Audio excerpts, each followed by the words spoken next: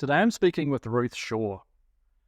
Ruth would be one of the most inspiring and uplifting people I've met in my life, and I have to say at the outset that this interview moved me very deeply. Her early life was full of tragedy and despair, but throughout the tough times there was always something or someone that kept her going. She's published 2 books, The Bookseller at the End of the World and Bookshop Dogs.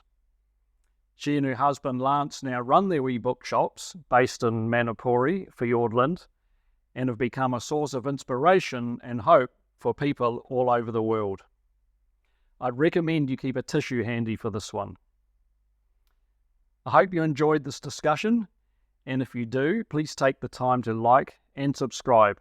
It makes a huge difference. Thanks. You've written 2 books now. Your first book, The Bookseller at the End of the World, sorry. Yes. Which we'll talk about shortly. And you've just released a second book in the last few weeks, is that right? Called Bookshop Dogs. Yes. Which sounds really interesting. And I have to be honest, I heard an interview on the radio, must have been a couple of weeks ago, about this book. And it didn't take a lot of interest because I'm not a dog person, but I heard you talking about some of the stories and it actually captivated me. Dogs never judge. Yes. Some of the stories out of it. Dogs don't hold grudges. Yeah. And someone once said to me about dogs that you could put a dog in the boot of your car for half a day, and when you take it out, it'll be so happy that you've let it out. There won't be an ounce of a grudge. That's and right. Imagine if people were like that. And I never forgot that. So maybe that's, something about what you like about dogs and why you wrote this book. Where did the inspiration come from? Well, I've always loved dogs, but the inspiration came from all the dogs that come to the bookshop. I sometimes have 6 dogs at the bookshop, and they all have different personalities, but one of the things that shines through is how much they love their owners and how much the owners love them. And they try, if they say, sit down over there and behave, and they do that for about 5 seconds and then can't help themselves, they've got to come and say hello to you and wag their tail, and they just have this, this sense of it's going to be okay, this person's going to be all right, it's going to love me no matter what. Mm. And I think we can learn so much from them. So I thought there was such a wide range of dogs that came to the bookshop. I thought I would really love to write about them. And one of the stories is when you said about sitting in the boot of a car. Our dog Hansa, who died many years ago, he was a German Shepherd that talked all the time. And he drove us up the wall in the car, so Lance said he's got to go in the boot. So I wasn't very happy about that. So I said to Lance, well, I'm going to put you in the boot and I'm going to close it just like we're going to do to Hansa, and I'm going to drive you around Manapuri and then see how you like it and if you can breathe and you're comfortable. So that's what we did, and I drove him round and round Manapuri. Pulled up outside, let him out, and he said, it's fine, love. It's really comfy. So the dog ended up in the boot so we could at least talk to each other or listen to the radio. And he just loved it. Sometimes he would open the boot and he'd sit up and look around and think, oh, this is boring, and just sit back down again. Nice. You almost seems like you think of dogs with personalities like people, do you? Oh, absolutely. Mm. Yeah. There's little shy dogs. There's, they're just like people. Yeah, and you must get to know some of them quite well. They come here often. Yep. Mm. A lot of them come here quite often, and some of them even turn up without their owners. They go and see Ruth. Without their people. Yeah. Yeah. So I haven't read that book, but I have read The Bookseller at the End of the World. Yes. Which you've sold thousands. Yes. Or tens of thousands of copies. Tens of thousands, yeah. And it's been translated into at least 6 languages, maybe more. 9. 9 languages. Yes. Wow, that's amazing. I know. And I have to say that story moved me, or your story moved me very deeply. And I guess, I'm a white, middle-aged guy, and we're not meant to feel emotion, and we're not meant to show emotion, and you're meant to be tough. And maybe it's because I've not experienced anything like what you have in your life that, maybe that's why it moved me. But I think the main reason for me was because despite all the heart-wrenching and the pain that every page brought, especially in the first half of the book, it wasn't actually a sad story. Somehow you managed to do that. I guess that's how it was. But the first thing is it has a really happy ending, which is nice.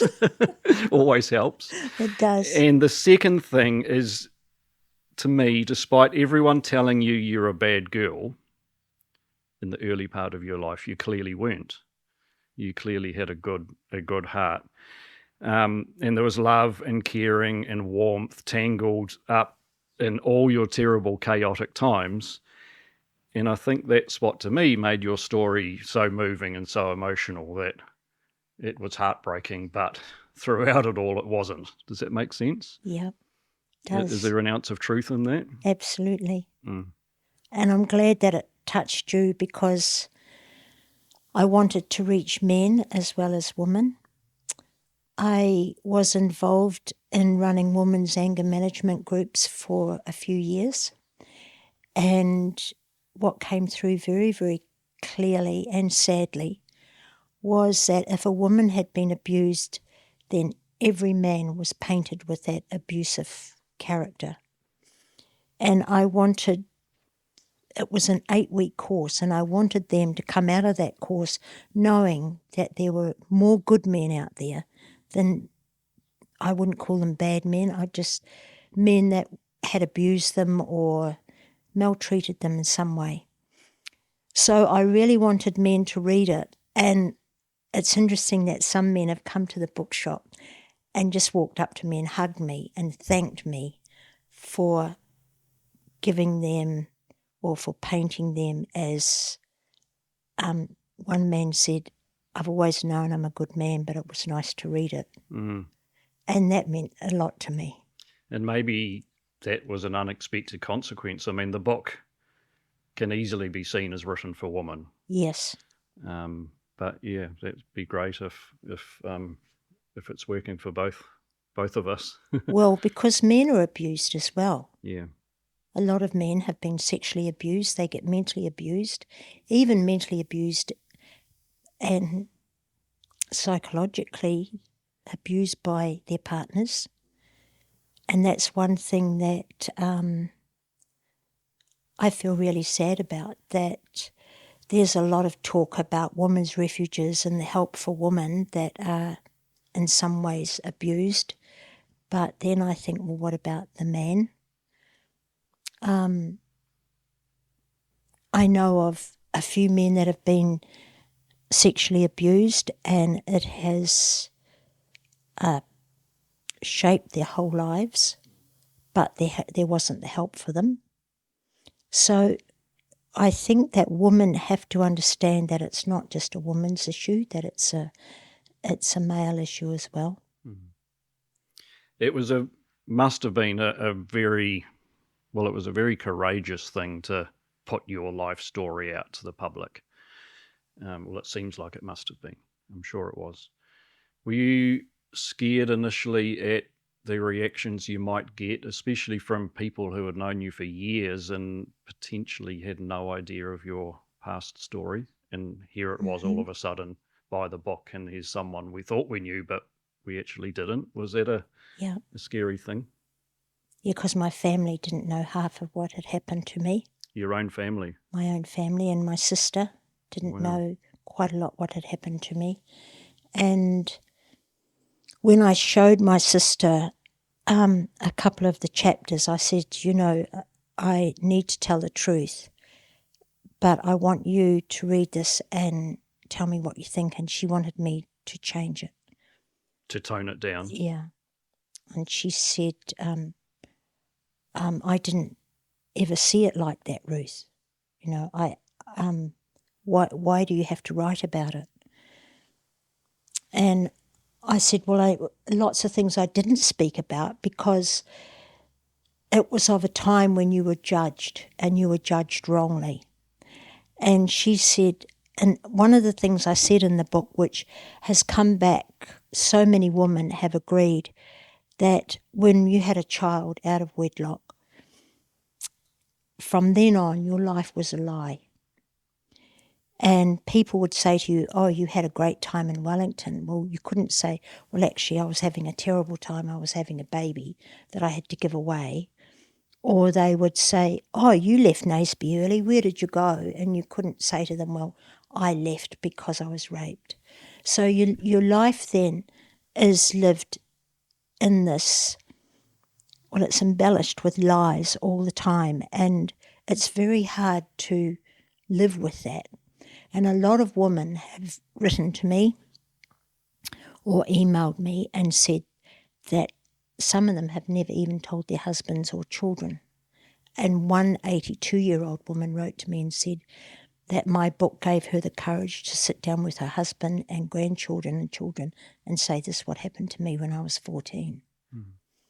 So I knew it was going to upset some of the family. But I said to the publishers that I wasn't going to hide anything. It was time that my friends and family knew. And I didn't write it for sympathy or for greater understanding. I wrote it because I wanted other people to know that it was all right to tell the truth. Mm. You went through some of these events in your life in the 60s and 70s. Are things any different now? You talk about living a lie from then on. Are things better now, or do women still go through exactly the same thing even in 2023? I think it is much better because sex is talked about now. You never ever used the word sex in the 60s and 70s. You even had that all of a sudden you were having a period. There was no way you would discuss that with anyone. And now young girls talk about that very openly. They talk openly about having a sexual relationship when they're quite young. And also they have open adoption now. Whereas before you could not do anything about giving your child away until that child was 21. But now a young woman, and not many children are put up for adoption now because there's all the support. And if they do adopt a child, they can have the name of the parents that have adopted it.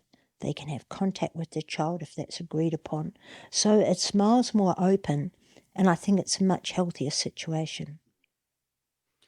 What was your initial motivation for writing the book?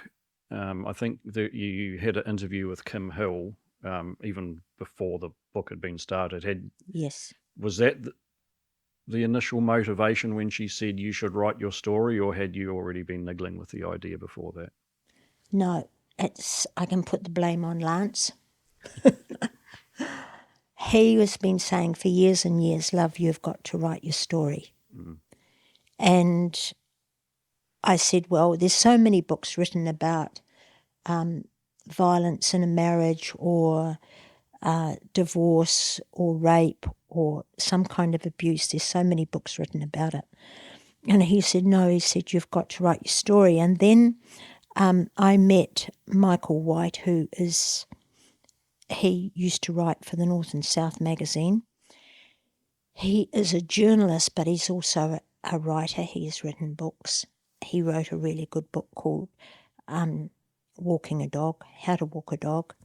And he came to take photographs of the bookshop and also to interview Lance. because it was the 50th anniversary for the building of the dam. And he said, where do you live? And I said, where we lived. And I said, you'll know I've got a bookshop right on the corner. And he said, a bookshop? And I said, yes. He said, oh my God, I love bookshops. So it ended up that he interviewed me as well. And he said, you should be writing a book. And I said, I But he wouldn't have known the half of it at no, that he point, didn't would know he? half of it. And I said, I just don't want to write a book and like so many people, and you get it published and it sits under your bed in boxes. I said, if I wrote a book, it would have to be worthy of reading. So he said, well, I think I'll get Kim Hill, I'll tell Kim Hill about you.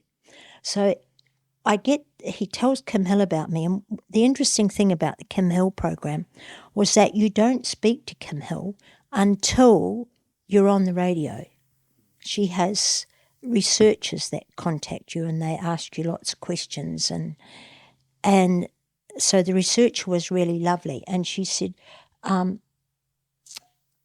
just tell me a little bit about yourself. And so I started talking about myself, and she said, oh, that's interesting. And then after about half an hour or something, she said, I'll ring you back because, we've got a lot more research to do. She rang back and she said, Kim wants to talk about your life. And I said, well,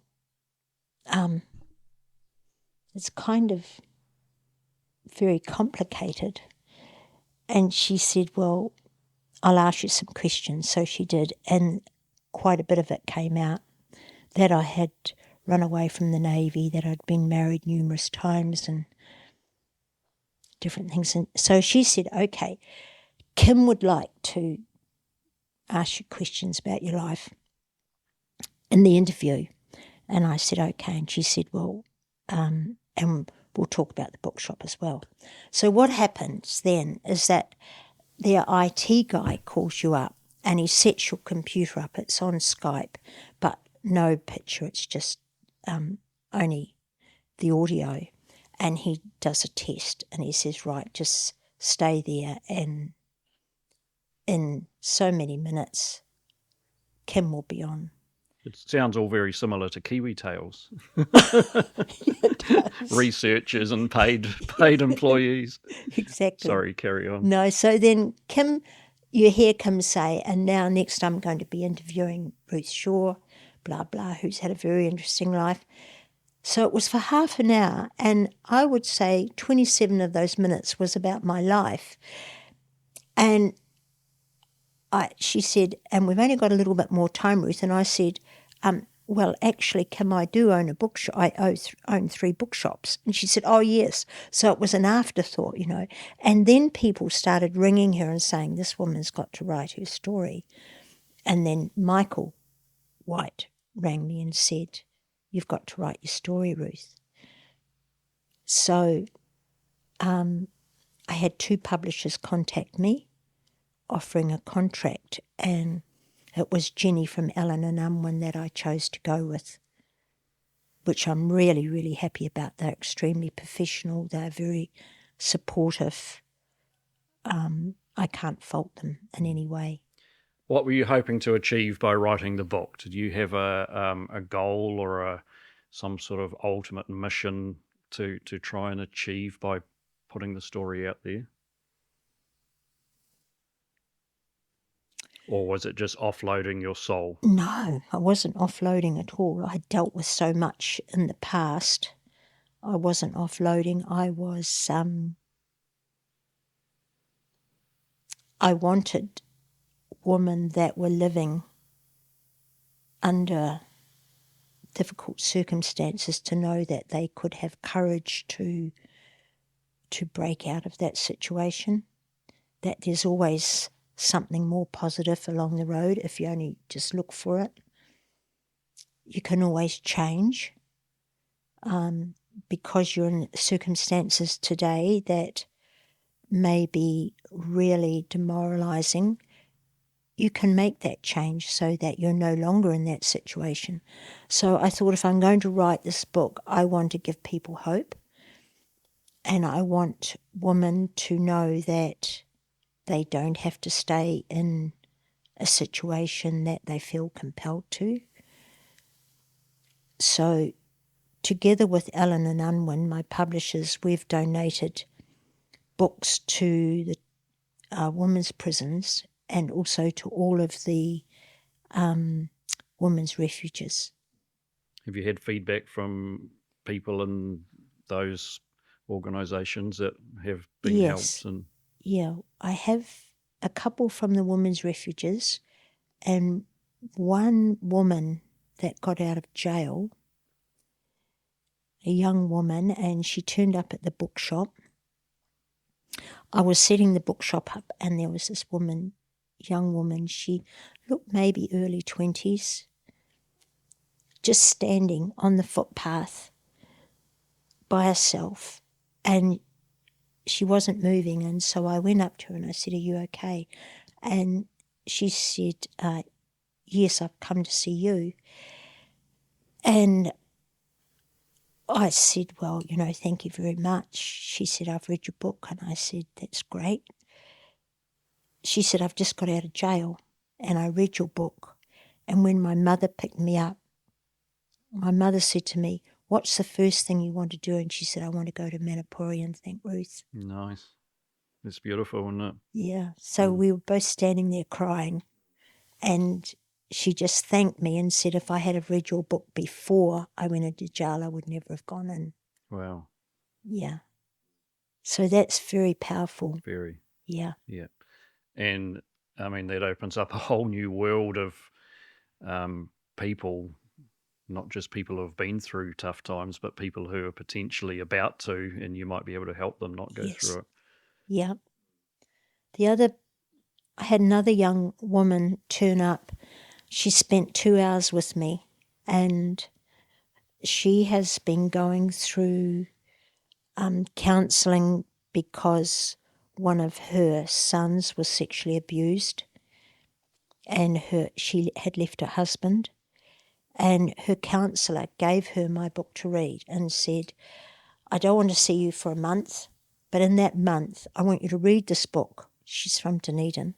"I want you to read this book and I want you to go and meet Ruth." I've never met this counsellor. And so she said, "Here I am." And I said, "When's your next session?" She said, "Next week." And I said, "Well, we can have as much time as you want." And so she told me some of her story, and I said, "Well, how did you feel when you read the book?" And she said, "I was so angry before I read your book, but now I know I've got a pathway to go." Wow. Yeah, so whoever that counsellor was, I don't know who it was, but I thought, good on her. Absolutely.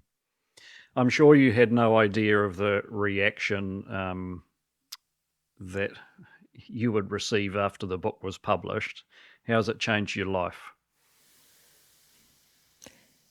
My life now is chaotic. Is that a good thing? In what way? Well, I get a lot of fan mail, and I shouldn't call it fan mail. I get lots of letters and lots of emails. I get beautiful gifts in the mail.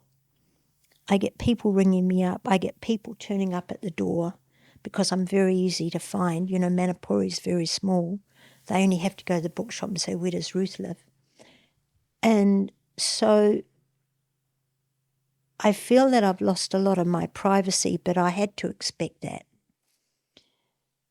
Did you expect that? No. I thought if they sold 2,000 or 3,000 copies, that would be great. But everywhere I go, I hear people say, "Oh, I've read your book." I never knew there were so many book clubs and book groups in New Zealand. And I think every one of them has read my book. So I have book groups coming from all over New Zealand to the bookshop, and they bring their lunch and we set them up, and Lance makes them tea and coffee. I wasn't expecting that. I thought maybe somebody might write to me, but then I got deluged with mail, and I made a promise to myself that if anybody wrote to me or emailed me, I would respond. So I would spend my day off responding to lots of letters and emails, and people would ring. And I sometimes I know that I can't give them my best, so I go away, or Lance will take me out or something just so that I can refuel myself. There's many of it, probably most people, but many people with skeletons in their closet that we feel like we can't tell anyone because people would think less of us, or think we're a bad person, or we're the only person that would have done that sort of thing. What would you say to people about the benefits of not necessarily writing a book, but at least telling someone of what you've been through and what you might be struggling with internally? Has it been therapeutic for you, and do you see that it is good for other people to tell others? Absolutely. Well, Lance is my fourth husband, and my second husband knew hardly anything about me. He was a very, very good man. He had a very straight, settled, focused life. And I think if he knew half of what had happened to me, it would have really destroyed him. And by me leaving him, he was very badly hurt. And I never told him why I left him.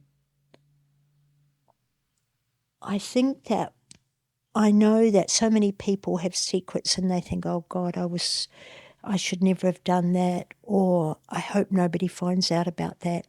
But if you're in a relationship where you have complete trust in each other and you love each other, then I firmly believe you have to tell all the crap with the good. That there's nothing left. That you know the essence of why that person is like that. And it's a relief when you both know exactly what's happened in their life and in your life, because you're free then to have open conversations and there's no secrets. And I think a relationship can only work when there's no secrets. And it's very hard because a lot of my friends have come to me and said, you never told us about that, Ruth.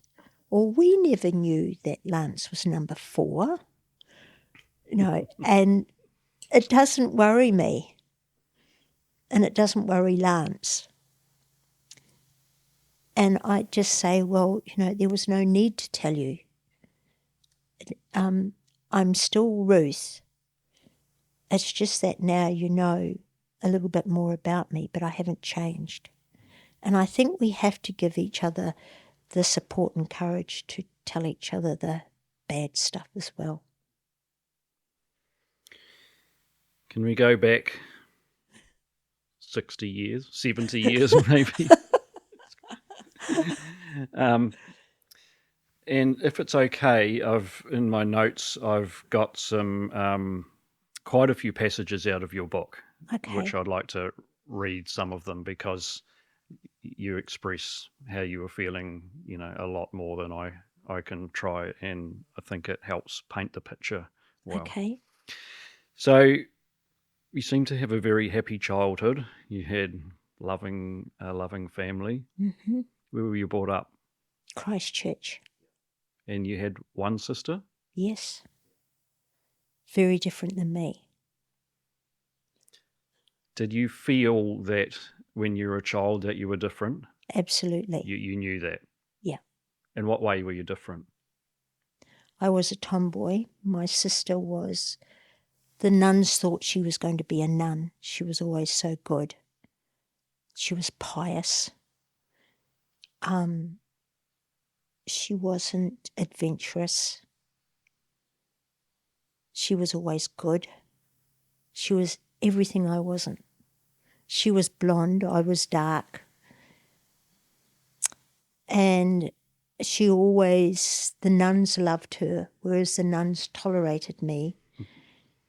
So we were... Because your family was Catholic, right? My father's family was Catholic, and their mum had to become a Catholic to marry Dad.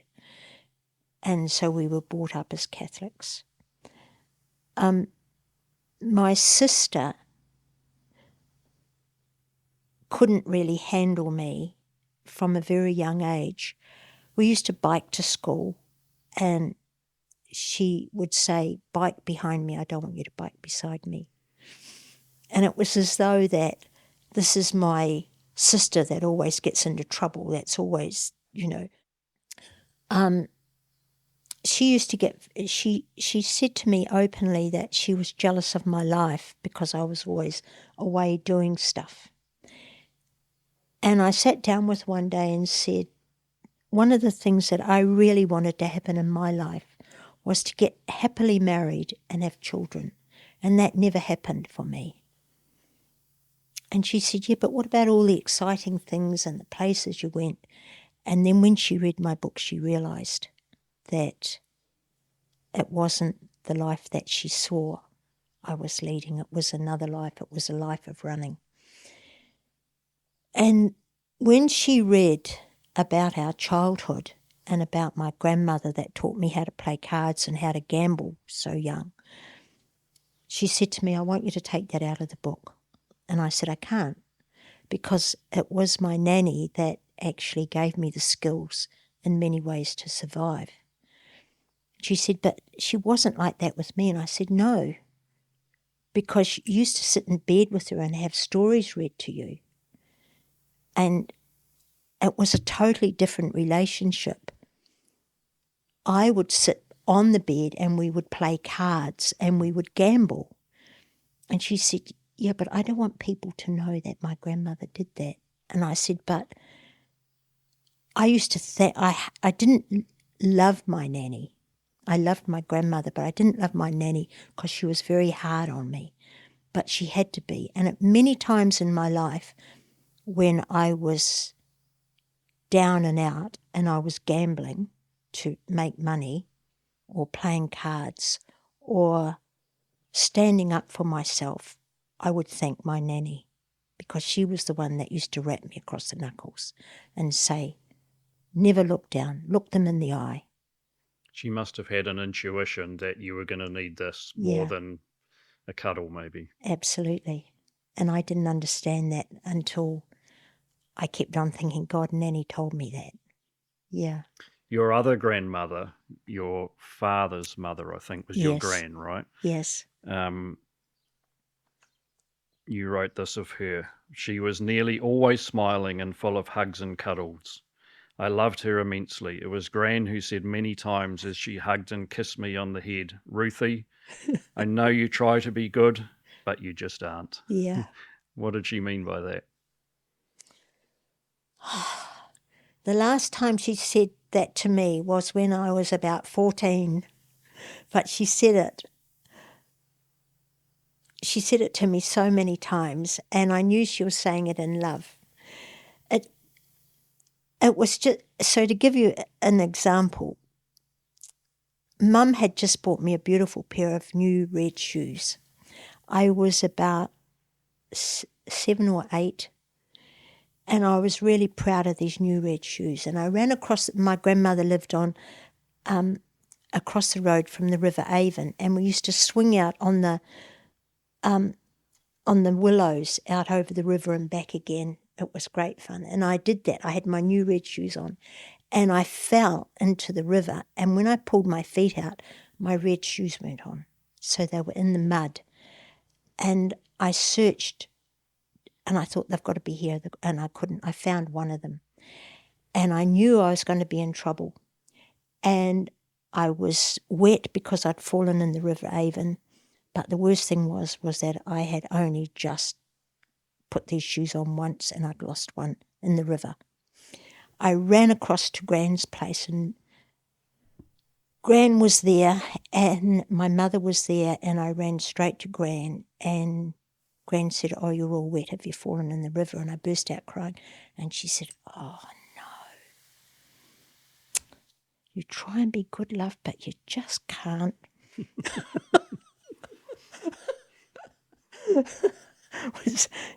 It wasn't really a bad thing. It was just getting yourself tangled up into trouble.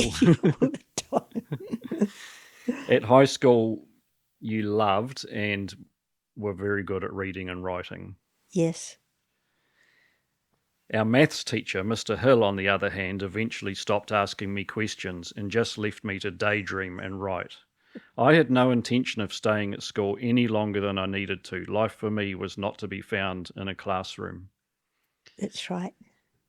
I find it so interesting that two siblings, and not just you and your sister, but in general, you can be brought up in exactly the same environment with the same family, the same love, the same nurturing, and end up living such different lives. Yes. Have you thought of why that is? Is it chance? Maybe it's a result of decisions made, or is it maybe predestined by genetics? Or Oh, I don't know. But I've always been so different from my sister. I don't know.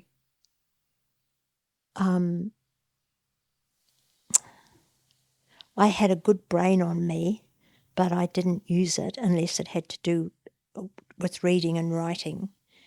But my sister struggled academically. I don't know. She looked more like my father, and yet my father and I were very, very close.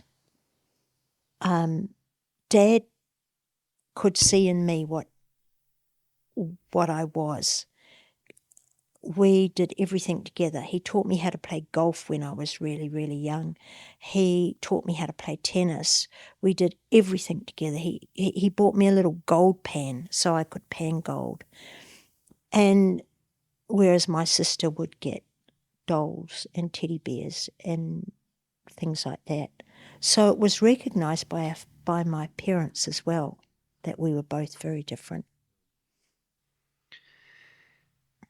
your father put his hand to many different careers. Yes. He sounds like a jack of all trades with a whole lot of crazy schemes. And sounds like many of them worked. Some of them failed, yeah. So in 1957, you moved to Naseby. Yes. So he was into gold mining. Yes. And he also was the town clerk. Yes. And the local butcher. Yes. Doing it all at the same time.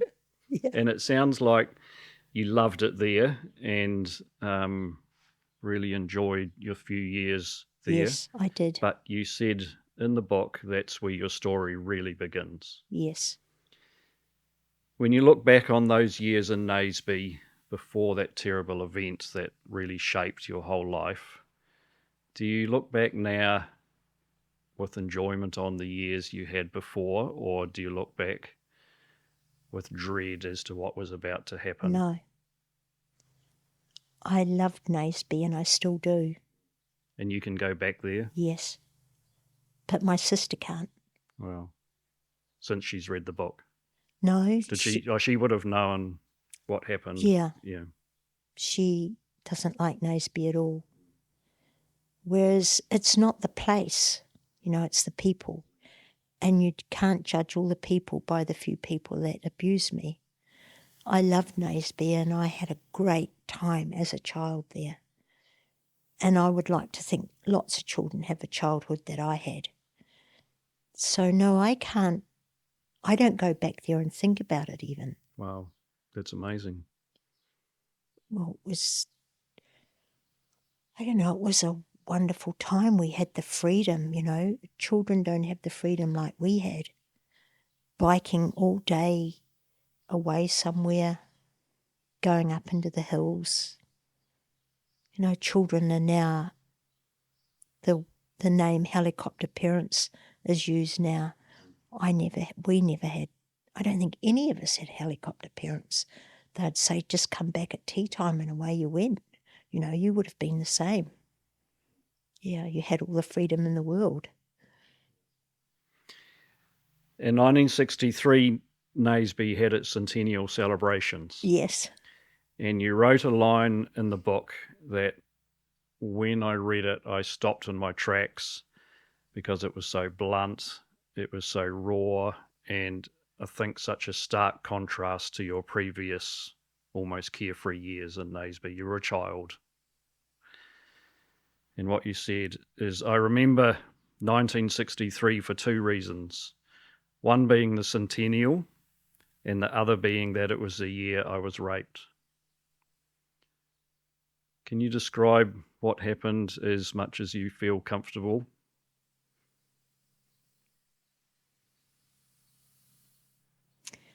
It was the furthest thing from my mind. Because there were a lot more boys than girls in Naseby when I was growing up. Did a lot of things with boys, so I was never scared of boys. We used to play in the gold diggings together. We used to sneak cigarettes together. We used to build bonfires together. And I always felt comfortable. We were all friends, and there was only two girls that mixed with all the boys in Naseby. And I never thought that anything like that would happen to me. And I was, you know, you just go through that bloom of youth where you want to be liked by boys, but you're timid and you're learning the ropes, basically. And like I talked about, after having a really good game of hockey, I'll never forget the boyfriend that I had. We hadn't been going out very long, but Harry took me round behind the building, and I thought, what the hell is he doing? You know. And then after he had ejaculated, he took off. He was as embarrassed as what I was, but I was standing there thinking, well, what the hell's happened here? And then the dances were held all throughout Central Otago, and everybody used to go to them. Every age group went to them, and you used to feel happy and safe. And since I've written the book, I know of one other girl that this has happened to, with the same guys. I have found out that a young guy was raped the year after. And I don't know, I just never thought that would happen. It was the furthest thing from my mind. I trusted, because the Maniatoto was of a small population, you kind of knew every family. And for me to be chosen, because I was a tomboy, my sister had beautiful long blonde hair, she had a figure, I didn't have a figure, and I was a tomboy, and this guy was very, very popular, and I was blown away that he wanted to even dance with me. And you get carried away in the time, and it would be very easy for people to say, well, you put yourself in that situation, and I did. I did put myself in that situation, but I was totally naive. And that is not an excuse.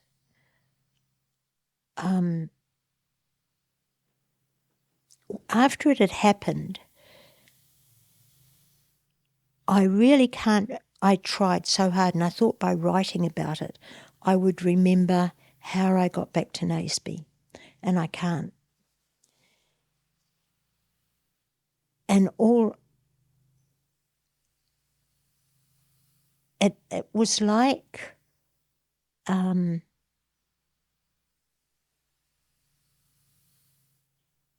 minute you're happy and whole, and the next minute you are broken and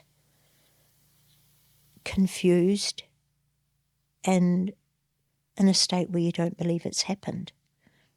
I've spoken to other women that have been raped, and they have had a blackout of a certain period of time afterwards as well.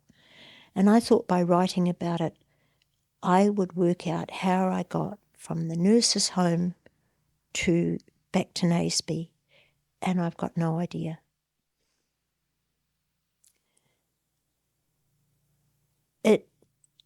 I didn't think, I was really certain we would go to the police because I knew the guys. I was absolutely certain we'd go to the police. As in your family? Yeah. That when we told Dad, I thought he will now go to the police about this. But he went and saw one of the boys' fathers, and that's when he came back with the £50 note. And it wasn't until I was nursing my mother when she was dying of cancer, and I said to her, why didn't we go to the police? And she told me. And then I understood so much more, but I couldn't put it in the book, and I can't tell you, because it would identify the guys. But basically my dad was threatened in a small community. So these guys have never been identified even after your book's published and it's all been made public? No. One of them has died. I know that. How does that feel for you? Do you feel you want justice, or you wished it had happened? For many years, I thought if I see any of these guys, I'm going to literally kill them. And I felt that I was capable of that. And it was a horrible thought to carry around for so long. I carried it around for years. And I didn't go back to Wren or Naseby or any of the towns in Maniatoto for years, because I thought if I see them, I will do everything in my power to kill them. And I hate saying that, but that's how I felt. I didn't have any counselling, because counselling wasn't done back then. And then when I had my son, many years later, he wanted to find out who his father was.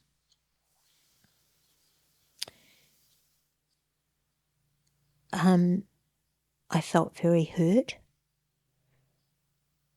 But I got to the stage where I thought either I can destroy the rest of my life by carrying this hatred around and this pain, or I can just put it aside and get on with life. And that's what I did.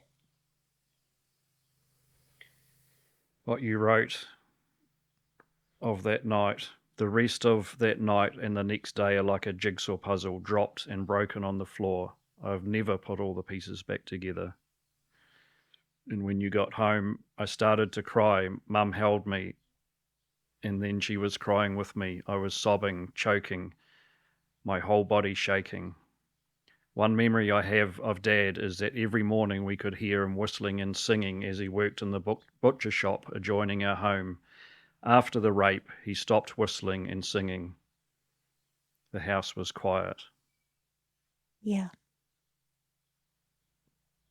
So the book was the first time you spoke about this at all when you published the book? Lance knew about it.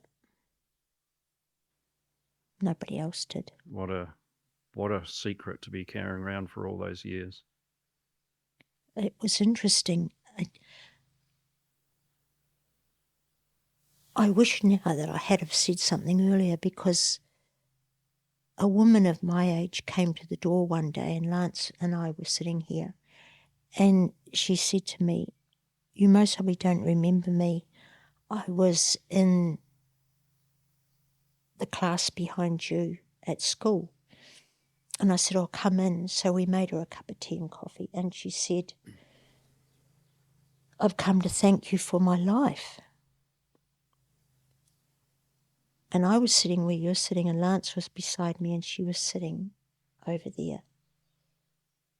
And I just didn't know what to say. And Lance grabbed my hand, and she said, "I was sent away to boarding school." And she said, "You had left school and you were working, and I didn't want to go to boarding school, but my grandfather said to my parents I had to go to boarding school. And eventually they gave in and they sent her to Oamaru to boarding school.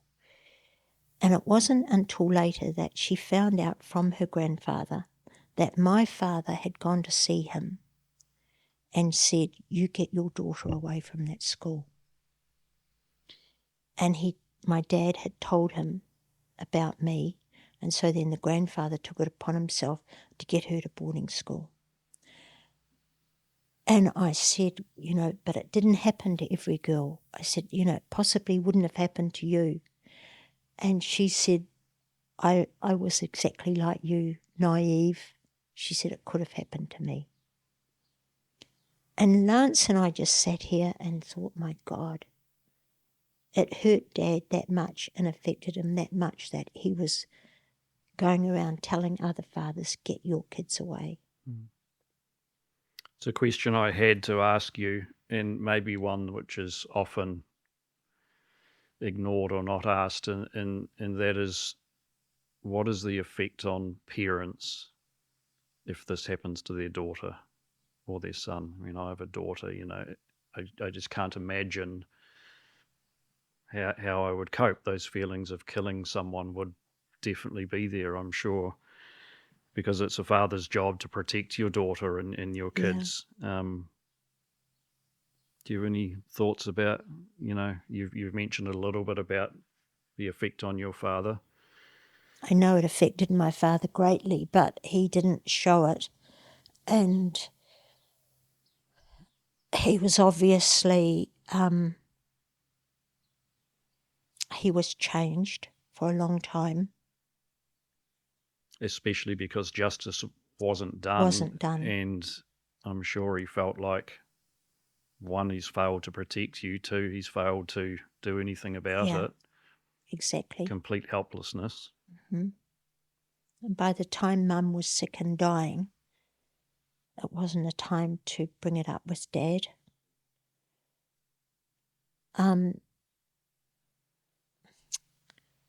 Mum was very young when she had Jill and I. And some people used to say, "Oh, is this your older sister?" And it was our mother. And I know that we talked about it a lot when I was nursing her when she had cancer. And she said then that it actually pulled Mum and Dad closer together.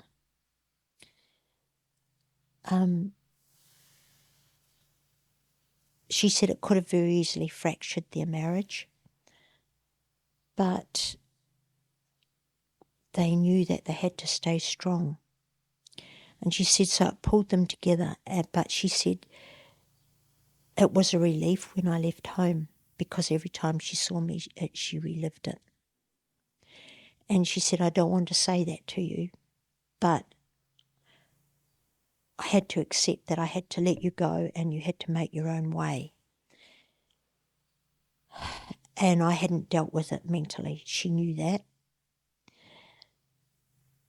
Unbeknown to me, she was seeing the doctor in Ranfurly, and he helped her through a lot of it.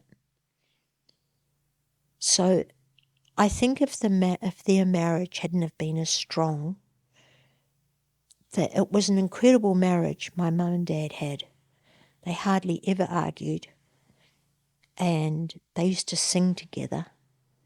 They used to dance together. They were openly in love. He would hardly ever walk past her without touching her. And I think it was the strength of their relationship that got them through. But that's interesting, because different women I've spoken to have said that they had no support from their parents, and I think they did, but their parents were so shattered as well they couldn't cope. I would hate to think if it was a child of mine, I would want to go out and shoot them, just like what you said. Can I ask a very personal question, coming from a guy's perspective especially? What does it feel like emotionally to be raped? Putting aside the physical aspect, which is unimaginable, what does it do to your soul? What does it take away from you? How does it change you as a person? Is there any way you can completely move on?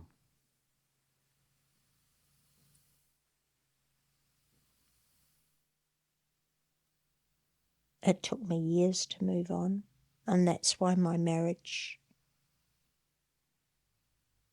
So I was widowed, and then I was married to this really, really great Australian guy, and it didn't work because I hadn't worked through the rape. I didn't really enjoy sex, because every time an advance was made, it would come back some way.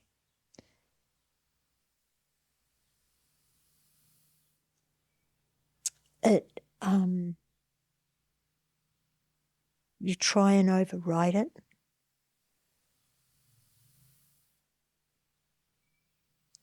But every now and then it would come back. Years and years later, it would come back. It wasn't until I went to counselling that I started to work through it. It affects you sexually.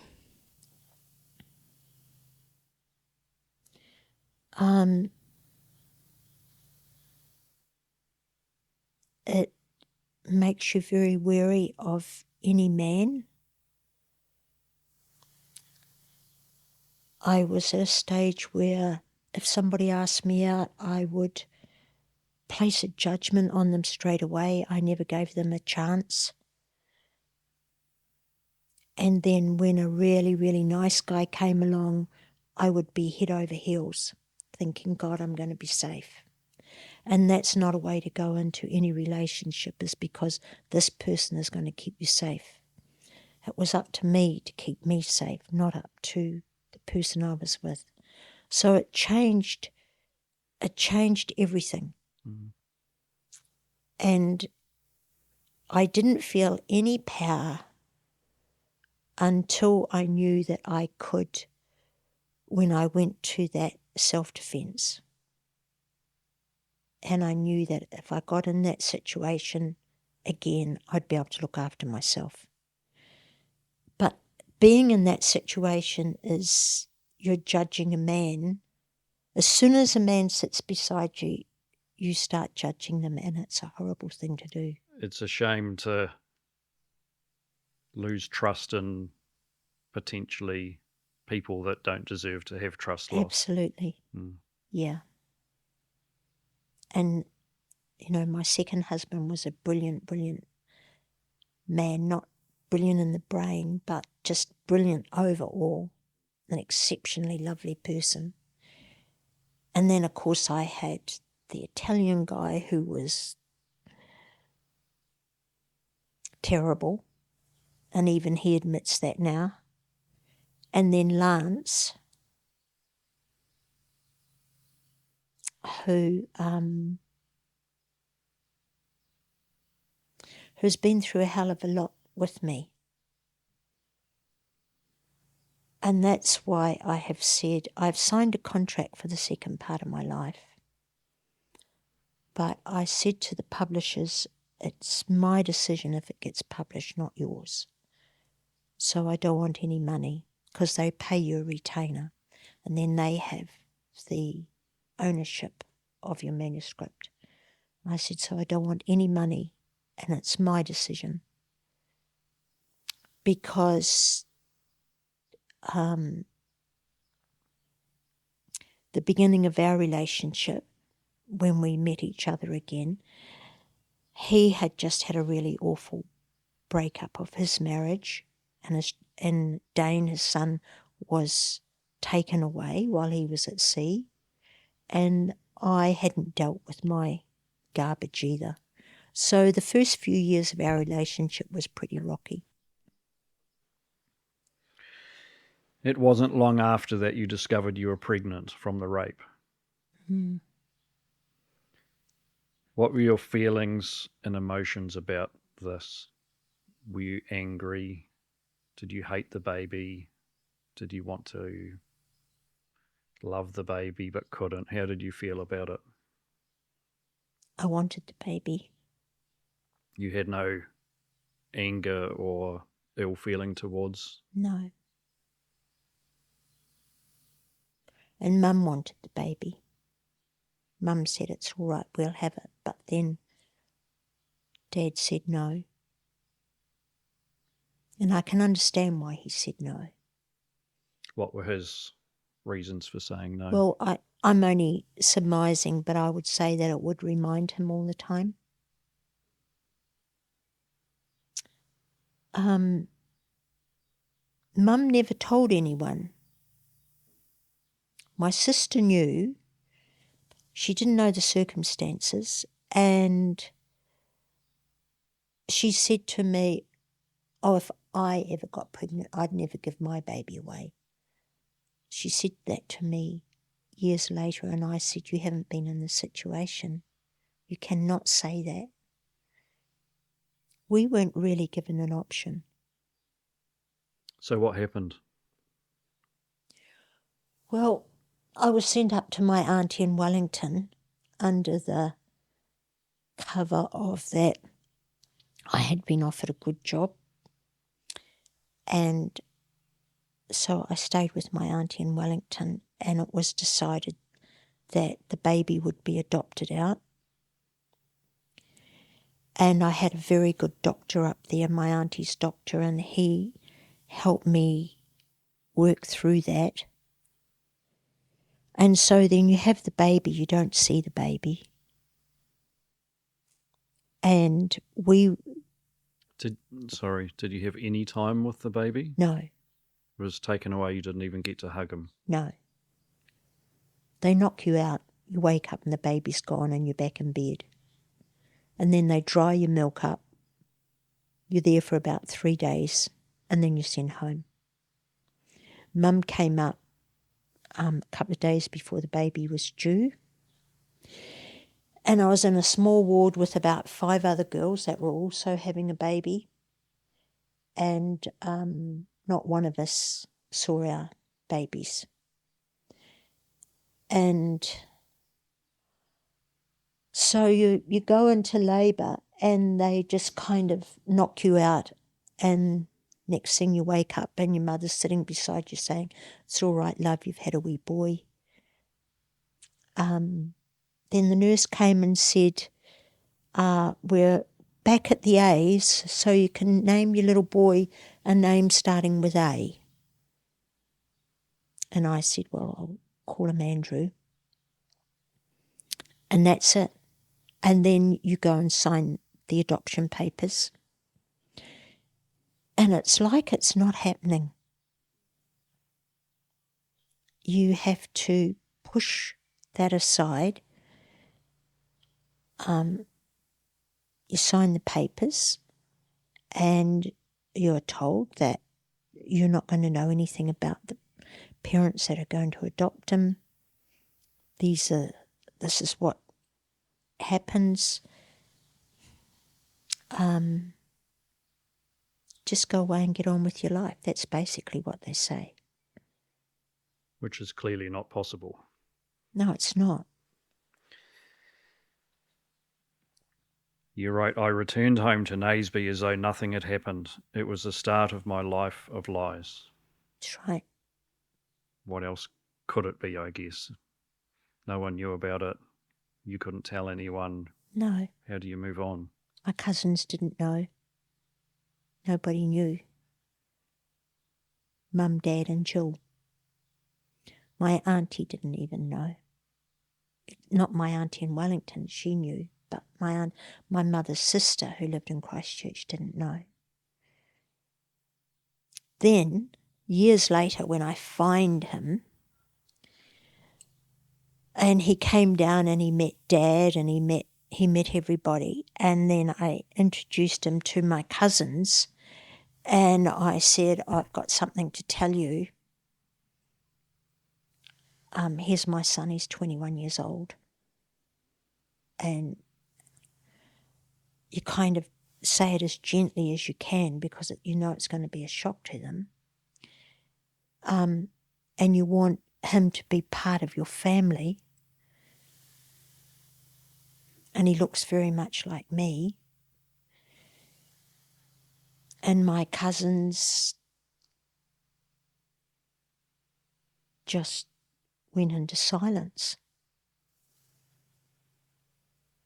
And then my younger cousin David came up and gave me a big hug and said, we never knew. And I said, I know. And from then on it was fine. But it's a shock for the family. Here's my 21-year-old son. Understandably. Yeah. In 1964, you joined the Navy as a Wren. Big a mistake. member of the Women's Royal Navy Service. Yes. I first signed up for a self-defence course being held in Devonport. The instructor asked me, what exactly brings you here? I want to stop being scared. What are you scared of? Men, being raped. Have you been raped? I looked at him straight in the eye and replied, yes. It was never mentioned again. At the end of the course, I was no longer scared. Boyfriends could now be back on the agenda as I had the ace card. Yeah. Did that feel good? Yeah. It did. You had some power again. Yes. Can you tell the story about being in the Navy and how you got out? It's quite interesting. Well, I thought that we would be on the boats, and I don't know. I just had this naive idea of being in the Navy, working on the boats, and I was working at the hospital, and I thought we were called then sick berth attendants, and I thought we'd be sick berth attendants on boats. I didn't think that the discipline would be so strong. There's hardly any discipline in the Navy now. I talked to some of the Wrens in the Navy with me, and some of the guys, some of the sick berth attendants that were at the hospital with me, and the discipline was crazy, was absolutely crazy. You had to have your hat at the correct angle, and you had to salute in a correct way. And I challenged everything, and unfortunately I was nearly always under punishment. I'm thinking of your childhood, and I'm thinking the Navy is not going to suit you well. No, it didn't. It didn't suit me well at all. And also our grandmother had put every I think it was every 2 weeks she put a shilling into an account. So when Jill turned, I think it was 17, we got the money. Jill got her money, and then when I got my money, I was in the Navy, and it was just enough money to put a deposit on a car. And I rang my dad and I said, I really want a car. And he said, well, learn to drive and then we'll sort it out. So Dad helped me buy my first Ford Prefect that came up by ship from Christchurch. Dad bought it, put it on a ship, came up to Auckland, and I went down to the wharf and drove it back to the Navy. And I was the only Wren with a car. And we'd all pile into this little Ford Prefect and got up to all sorts of mischief in it. And it gave me a lot of freedom when I wasn't under punishment, that I joined a cricket team. I joined a hockey team outside of the Navy when you're supposed to play sport, then play sports in the Navy. And I was always being told, you can't do this, Ruth, you can't do that, Ruth. And I just thought, stuff this. So I just packed my little car up and drove to Wellington. But you can't do that in the No, Navy. you can't. What happened? Well, I didn't tell anyone. I didn't ring Mum and Dad and say I'm on my way home. I went straight to my auntie and uncle in Wellington, who I stayed with when I was pregnant and had the baby. And I pulled up and my uncle came out and he said, what are you doing here, Ruthie? And I said, I'm driving home. And he said, oh, have you got leave? And I said, no, I've left. And he said, oh, you better come in. So he said, I don't think what you're doing is a good idea. I think you should turn around and go back. And I said, no, I'm not going to. The Navy rang my father and said, if Wren Hobday turns up at home, you're to notify us straight away. And Dad said, if she turns up at home, she obviously doesn't want to be in the Navy. So no, I'm not going to ring you. I thought that was classic. Good on Dad. Yeah, good on Dad. Now he's protecting his daughter. Yeah, that's right. But I had to get the car and me onto the ferry to cross the strait. And the Navy police were there waiting. And so I was arrested. And I had to drive all the way back to Auckland with 2 military police in my little Ford Prefect. I bet that was a fun ride. I can hardly remember very much of it, but I remember we stopped a couple of times and they bought pies and cups of tea.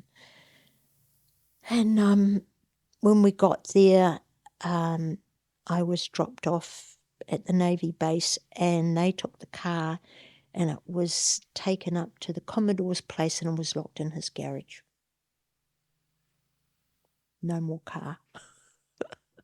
No more freedom. Yeah, no more freedom. So I had a petty officer who was my defence officer, and she said, we're just going to go for away without leave. And I said, but I wasn't away without leave. I said I was leaving. I was not going to come back. And she said, we're going to put it that you were away without leave because otherwise you're up for desertion. And I said, well, that's exactly what I did. And she said, well, we're going to go for away without leave because it's going to be a lot easier on you. So after a certain amount of time under what they call open arrest is where you are accompanied all the time by a military policeman. They are outside your cabin door. At midnight you had to get up and put on your number ones and go down and report that you were still there. Wren Hobday 1382 reporting on duty. Fine, go back to bed.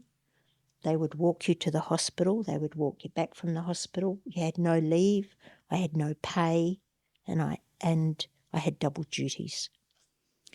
After a certain amount of time, you're allowed to go and what they call on the mat and make a request to the Commodore. and I would march on and say, Wren Hop Day 1382, requesting honourable discharge. Dismissed, dismissed, dismissed. Until finally he dismissed. He said, granted. Yahoo. He got sick of you. So your dad had taken on another adventure down in Stuart Island. Yes. At a similar time or soon after. And you ended up there. Yes. And had your 21st birthday with the family. Yes. 3 major events happened in 1967, reading from the book. First, there was New Zealand's introduction of decimal currency in July. Yes. In October, 50 years of the 6 o'clock swill ended.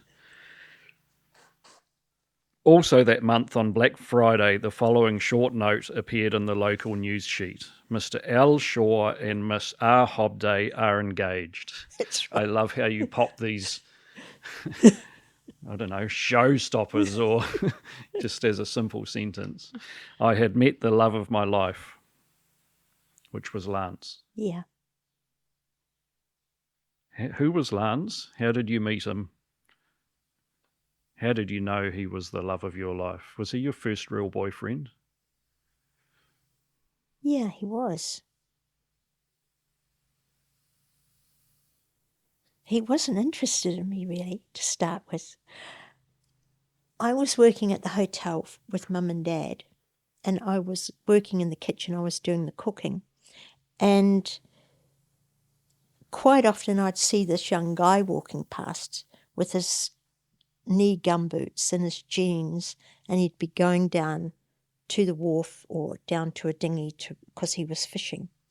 And I'd say, we had a waitress and housekeeper who was about my age. Her name was Rita, and I'd say, God, look at that guy. There was just something really lovely about him. And he hardly ever came into the hotel.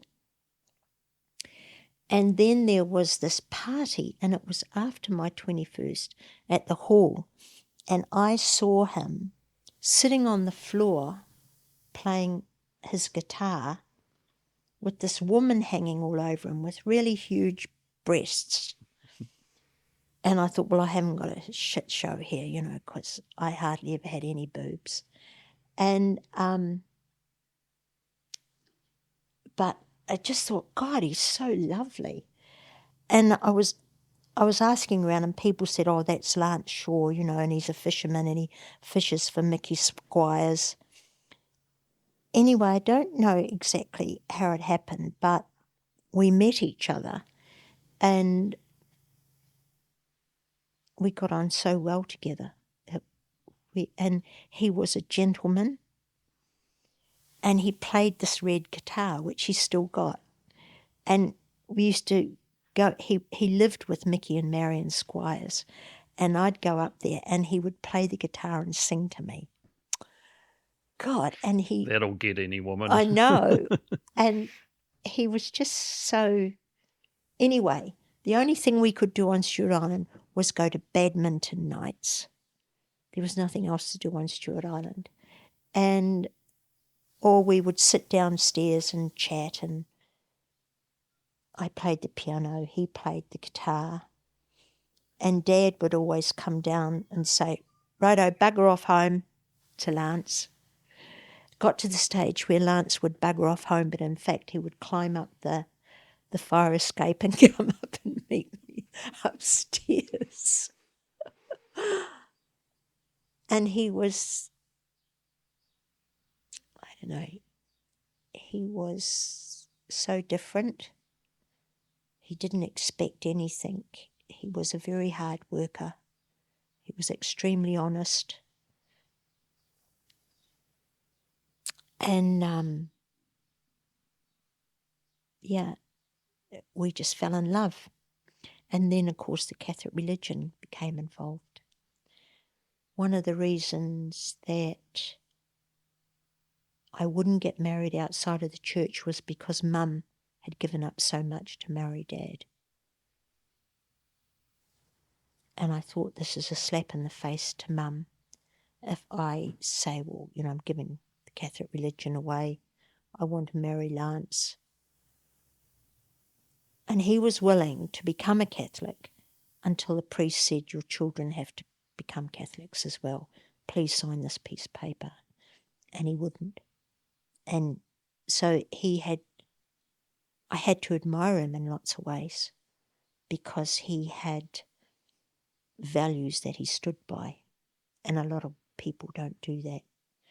It shattered both of us incredibly. So that was the end of the relationship. Mm-hmm.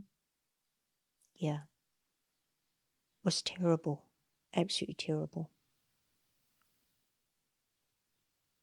And then he went away and he got married, and I went away and I got married.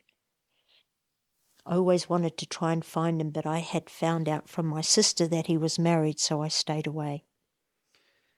When everything fell apart so fast, we were both stunned. I was torn apart, and Lance immediately left the island shattered.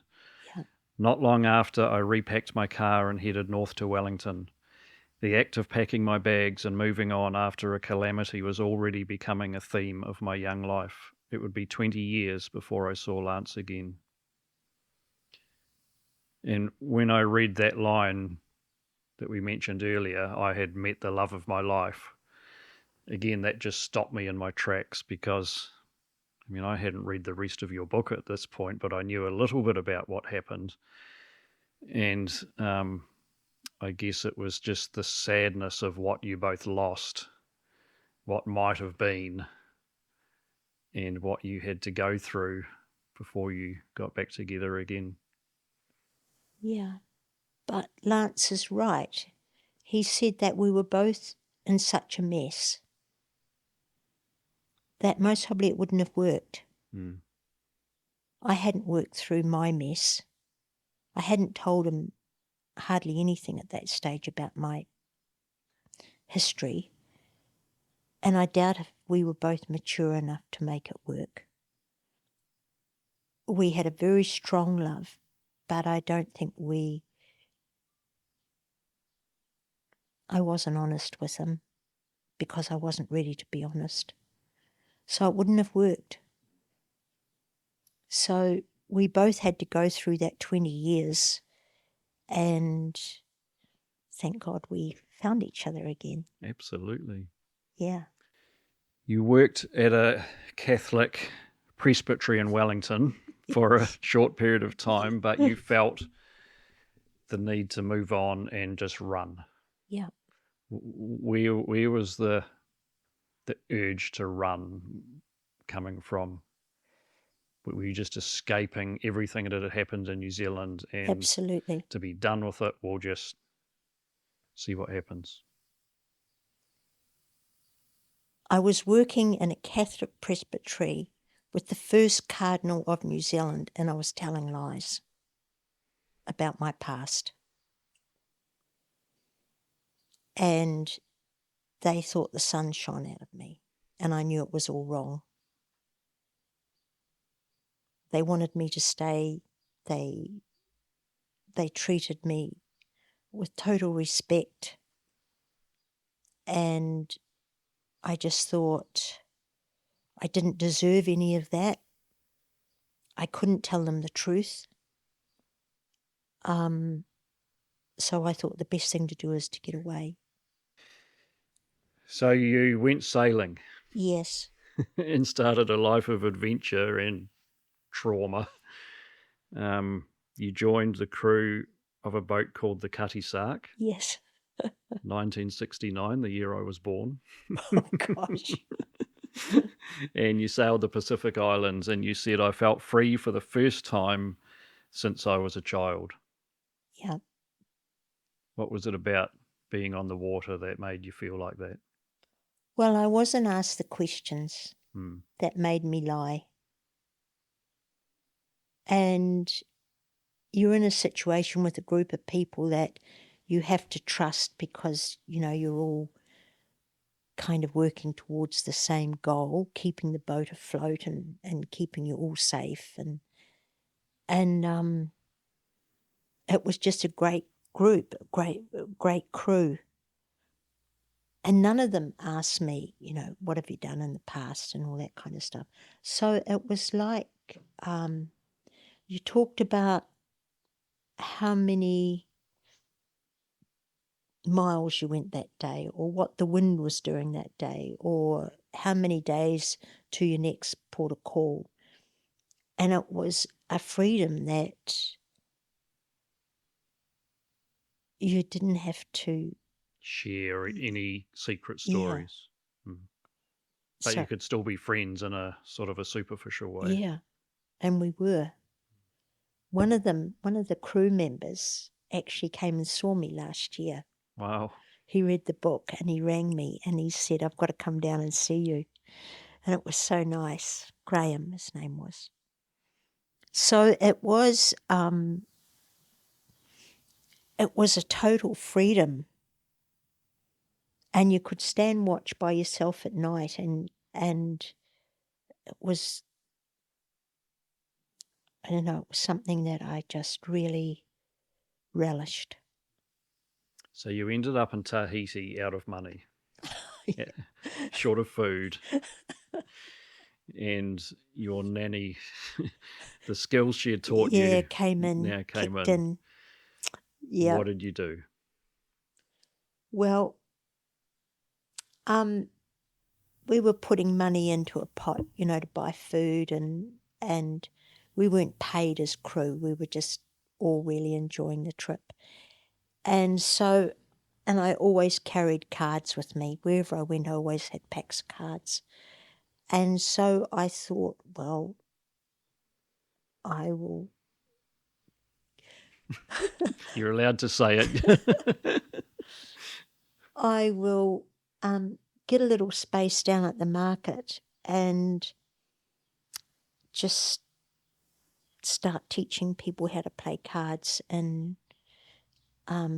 start a card school. Which wasn't strictly legal, correct? Absolutely, it wasn't legal.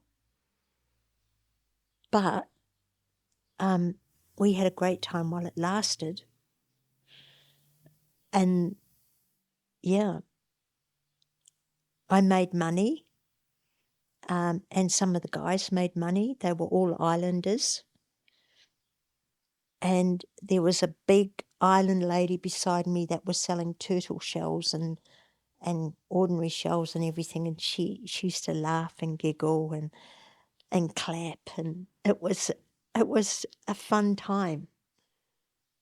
And the guys knew it was illegal because they had kind of lookouts for the police. And so then we started playing down on the beach at night or late afternoon. And then finally the police caught up with us, or caught up with me. And they tried to arrest me for vagrancy. But I said to them I wasn't a vagrant, that What does that mean? Means that you had no money, you had nowhere to live. And I said, well, I do have money and I do have somewhere to live. And if you take me to the boat, I can show you the money. I've got a passport, blah, blah, blah. But they wouldn't listen to me. And so they said, we're going to deport you back to New Zealand. And that's when they rang Dad. And Dad once again came to the fore. I like your dad.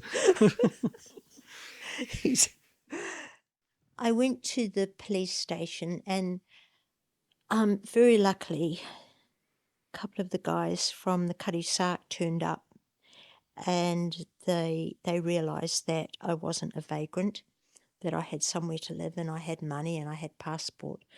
But they decided that we would have to leave the island. A law, and I think it was more a maritime law than an actual legal law, that if a boat arrived in Tahiti with 5 crew or 10 crew, you had to leave with that number. You couldn't leave anybody behind. If you did leave somebody behind, you had to fill that space with another person. So quite often people would be jumping boats. So very luckily none of us wanted to leave the boat, but we were told we had to leave. And that was because of me. Again. So you ended up in Suva, crewing a different boat, I think. And you said coming home at that point wasn't an option. I knew as soon as I did, I'd spiral into thinking about my son every day. By staying away, I could be totally immersed in this high-octane lifestyle, which involved a lot of risk-taking and setting my own course. Yes. And it was there you met Peter. Yes. And you ended up having a wedding, or an informal wedding. Very informal. We got married on the Karisak, which was... we went out to sea and we got married by Basil Fleming, who was the skipper and owner of the Karisak, and the crew were there, and we kind of had this pseudo marriage, and then we flew to Brisbane, and we were intending to get married, but it never kind of happened. We both got work and never happened. And you fell pregnant. And I fell pregnant. Just a minor inconvenience. Yes. And then soon after that, another tragic event in your life happened. Yeah.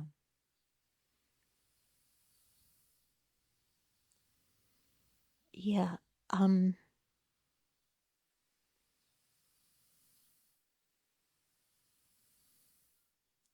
I really didn't...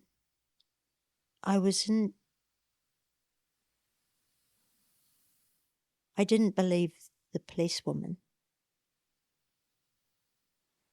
I was hearing what she was saying, but I wasn't taking it in. And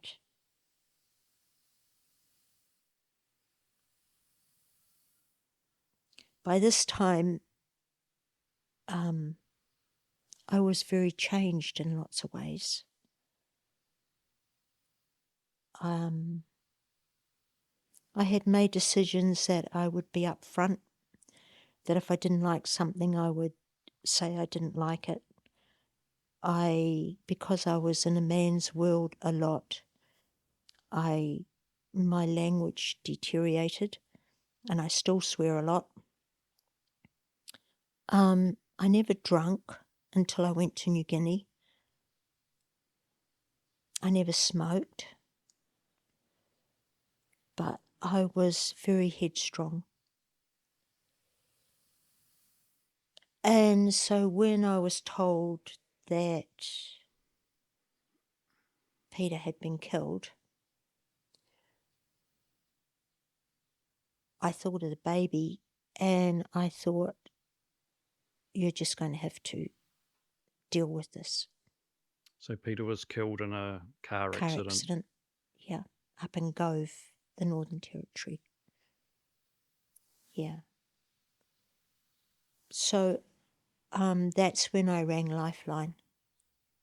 It was the first time really I had sought help to get me through a situation that I knew I wasn't going to cope with. So you obviously realised that you had got to a point in your life where you couldn't deal with this by yourself, or something bad was going to happen, maybe. Yeah. So I rang Lifeline, and it was answered by Doug, who was a lawyer on the Gold Coast, and he just said, you can come and live with us. Wow. I know. Did that save you? Yeah, it did. And one of their daughters turned up on the doorstep about a month ago. Really? One of Doug's daughters? Yeah. Amazing. Yeah. It was pretty incredible.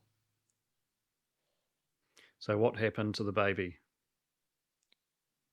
You gave birth to a... Gave birth and was very excited because it was a little boy. And then found out that he was R8, an RH, or a blue baby they were called back then. And what does that mean? it's incompatible bloods. What they do, soon after I had Joshua, they were actually I'm not sure what they inject, but they were injecting into the baby through the mother's stomach. And it had something to do with the blood, and I don't really understand it. But he was jaundice when he was born because of the blood condition. And so they said that he would have to go straight up to the Women's Hospital in Brisbane and that I would follow the next day. I don't know why they didn't send me up with him, but they didn't. The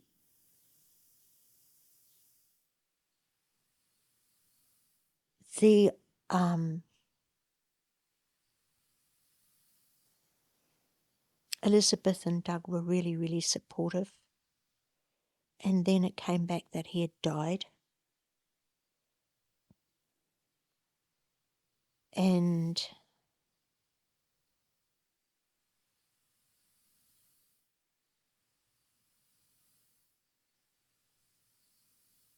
This is still very raw for you, isn't it? All this time later. yeah, I've got his cross up at the Te Anau Cemetery, and I'm really surprised at how many women have gone up there to find it. And I went up there not long after the book was published, and there were fresh flowers by his cross, and I said to Lance, I don't know how I feel about this. It's hard to find because it's not in the main part of the cemetery. It's tucked under the beech tree that we planted, which is now absolutely enormous, and you have to go around the back of the beech tree to find it. And I said, I don't know how I feel about this, about people coming and finding him and laying flowers. And Lance said, I can't understand why you've got a problem with it. I just had to work through it, that some woman was so touched by that part of the story that they felt they would like to go and visit Joshua and put flowers on his grave, which is not his grave, it's just the cross. And it's happened numerous times.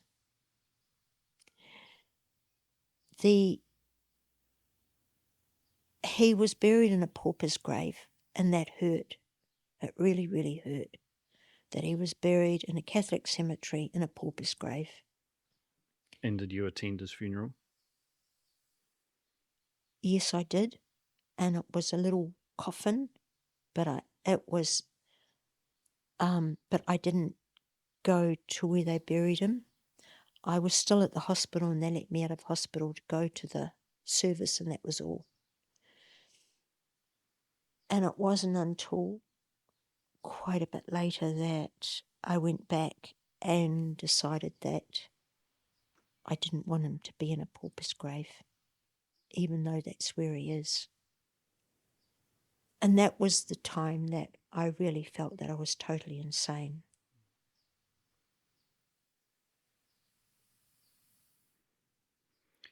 He said, I doubt if I could survive the events of 1970 to 72 again. My survival instincts kicked in again. Like a wild animal, I was preparing to turn and run as fast as I could. I was still in shock from Peter's death and now Joshua's, but I knew I needed to get away, as far away from the nightmare as possible. So I went to New Guinea. Again, lots of lies. And I met my next husband, who was a very gentle, couple of years younger than me, had only one girlfriend prior to me, would have done anything for me. And I desperately wanted to get married and try and have a baby.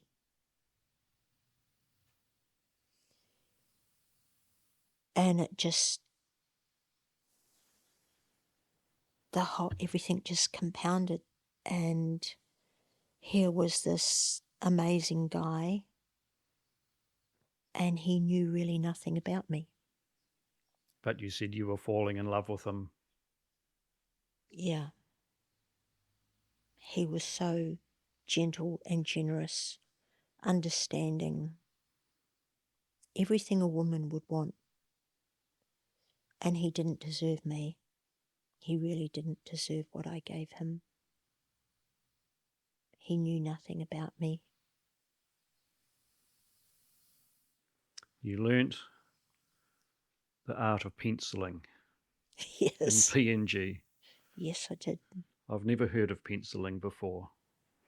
Most people haven't, and I hadn't either. We've all been a bit sheltered, you see. Yes. I hadn't either.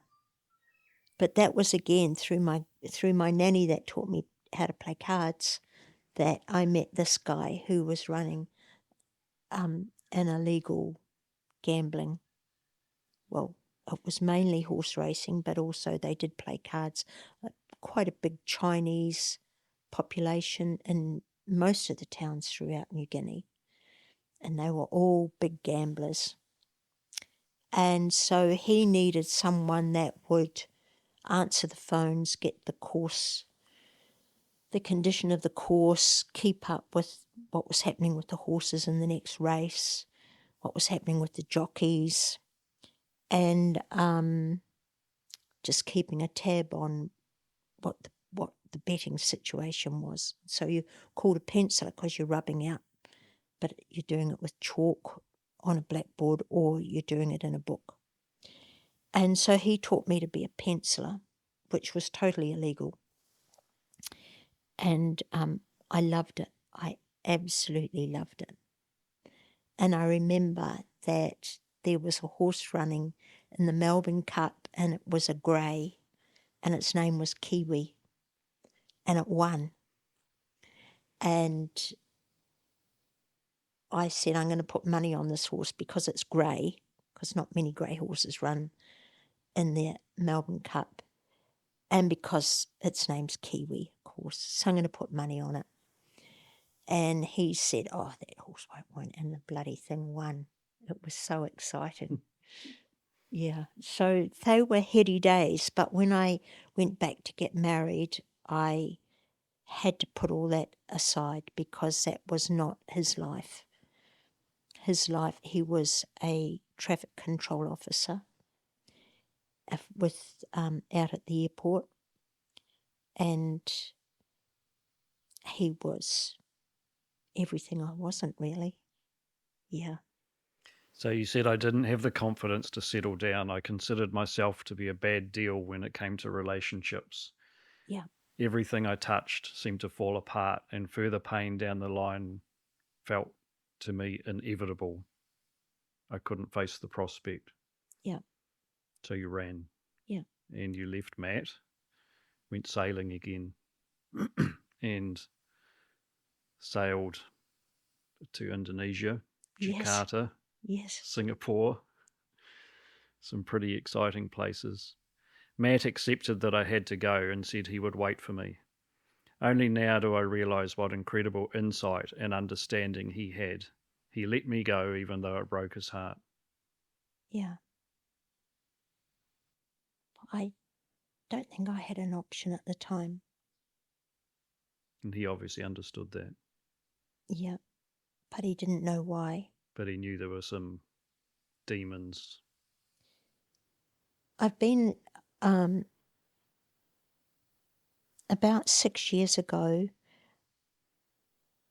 I've mentioned Pam and Rod in there he was also an air traffic control officer, and Pam and I were very good friends, and we were talking about it about 6 years ago on the phone, and she said that he would go up there and say, why did she leave? Why did she leave? You know, everything was fine. You know, I loved her so much. Why did she leave without saying? And I couldn't tell him that the few years we had together were a lie. I couldn't do that to him. And I thought, even if I tell him, there's no way this relationship can continue. And Pam said to me, but you should have given him the opportunity. But I just thought, how can anyone accept that here you are, you're a good wife, you're a good partner, and you've lived a lie. What can you ever believe of me now in the future? And that's what some other women have said to me, that their whole life has been a lie. And it's really hard because I try so hard to tell the truth, but there were times when you just had to lie. And he didn't know anything about me. So I thought I was doing the right thing. Mm. You had a pretty exciting experience on one leg of the sailing trip With the pirates. with the pirates. Can you just give us a brief insight to that story? Well, we had been told by port authorities that where we were going was becoming highly dangerous because there was a lot of pirates starting to work that area, especially with overseas boats. That a lot of that area was closed for recreational yachting, and then it was opened up, but there weren't very many of us. And they said that this American yacht had been sunk and that we were to be very careful. So we had some stuff on the boat. We only had a very small boat. And we said, right, this is what we're going to do. If it does happen, this is what we're going to do. We're going to welcome them on board. They can take what they want and we'll end up still with the boat and our lives. So we were quite confident that's what we would do. And we thought we had set a course that was going to be away from where they were working. But there's lots and lots of islands around that part of the ocean going up through to Jakarta, and you've got lots of little islands up on the northern side of that. And so we were surprised that all of a sudden here were these pirates. And Mike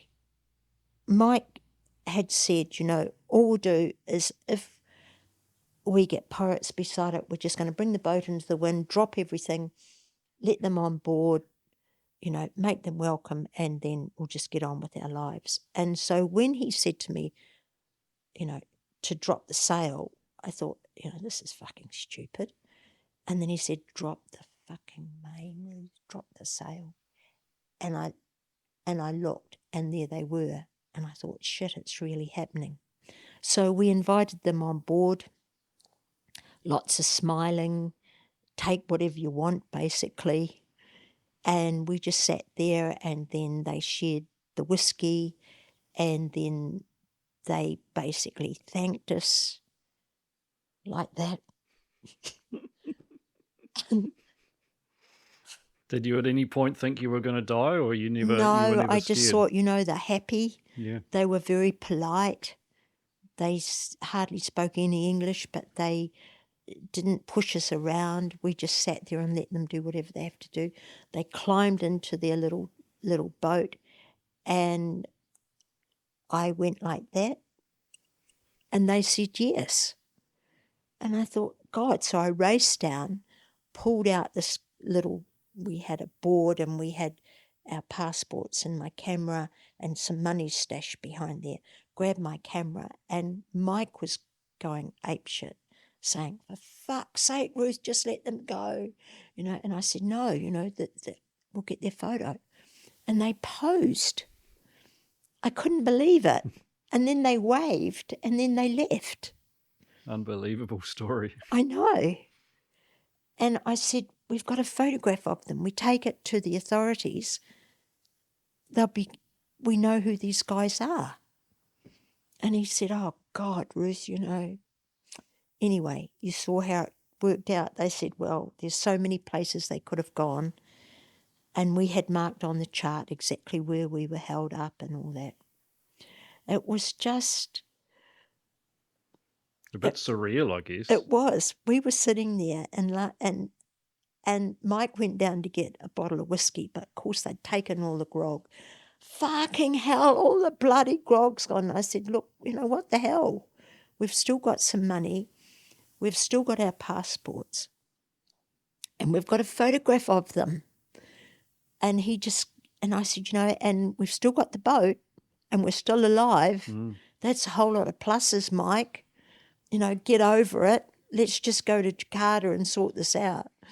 Anyway, so we get to Jakarta, and that's when the boat was done over again, which we couldn't believe. And then, of course, I was told at the police station, what do you expect us to do?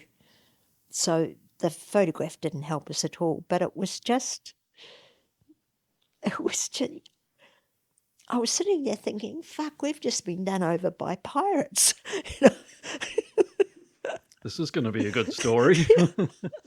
And it is. It's strange. So you're in Bangkok and you decided to go back to PNG and marry Matt. Yeah. But you heard your mum had cancer, so in the end you went to New Zealand to be with her. Yes. And you became very close to your mother in the following months. Yeah. And you shared many close and intimate thoughts, which I think you probably had never done so before from reading between the lines. What you said about your mum and dad, you alluded to it earlier, but I'd just like to read it out because it's lovely, about their love for each other. My parents' love for each other was very evident. Dad bought her flowers, read her poetry, brushed her hair. Often I found them lying together on the bed, wrapped in each other's arms. After I gave Mum her morphine injection, she would fall asleep, Dad sheltering her, his tears silently making a pathway to the pillow. Trying to get through it myself. Did that beautiful show of love impact you and make you feel like you wanted that in your life but couldn't find it? Absolutely. I desperately wanted that. You could see how much Dad was hurting. Yeah.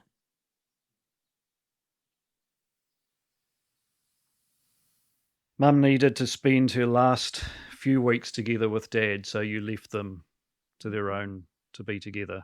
Yeah. And you went back to PNG to marry Matt. Mm-hmm.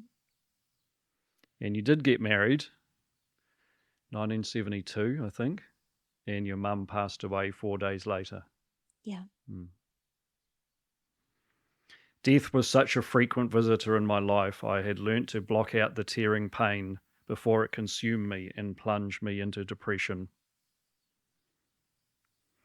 But it seems like the next period in your life in PNG was a very happy time. The first few years were very happy. Yeah. You had several interesting jobs. Yes. In Rabaul. Yeah. You made some lifelong friends. You even opened a cafe. Yeah. Called Appletiser. Appletiser. Yeah. And I ran illegal gambling nights. You just can't help yourself, can you? Try to be good, but I can't. Yeah. But in amongst all the happy action, I could feel myself slipping. I couldn't understand why suddenly I couldn't sleep. I was starting to drink heavily. Bacardi and Coke, Golden Dream cocktails, and cheap wine.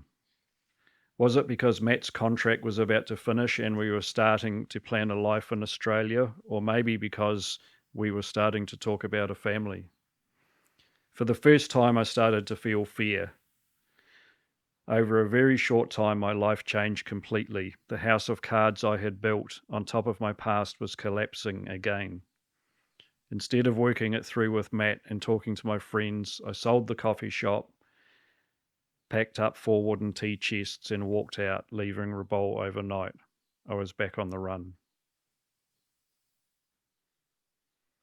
And it Yeah. seems the next stage of your life, you entered a pretty dark and Yeah. difficult period.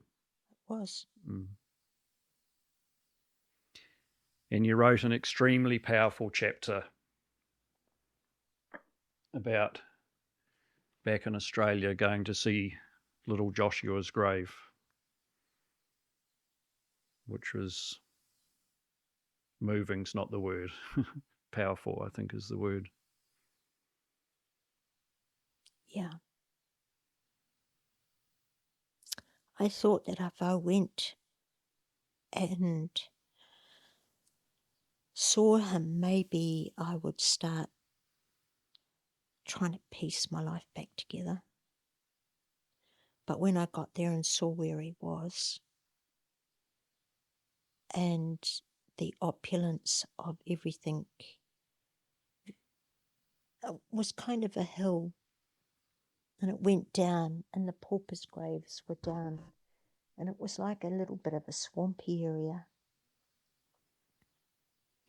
And the further I walked down, the angrier I got. By the time I got there, I was really angry. And I was howling. I wasn't crying, I was howling.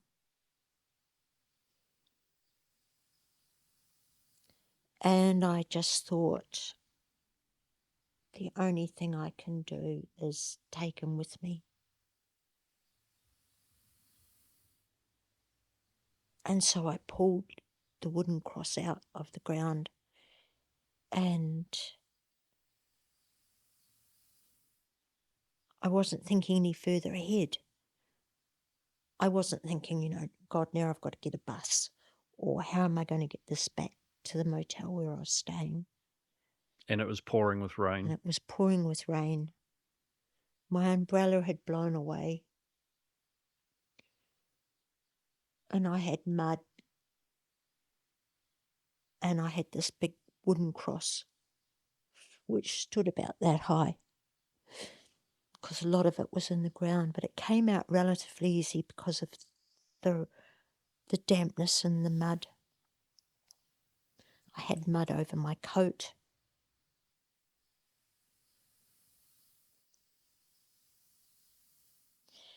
And I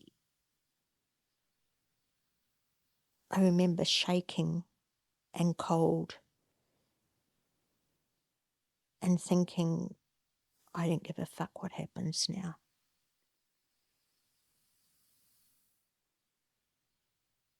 And then that man picked me up.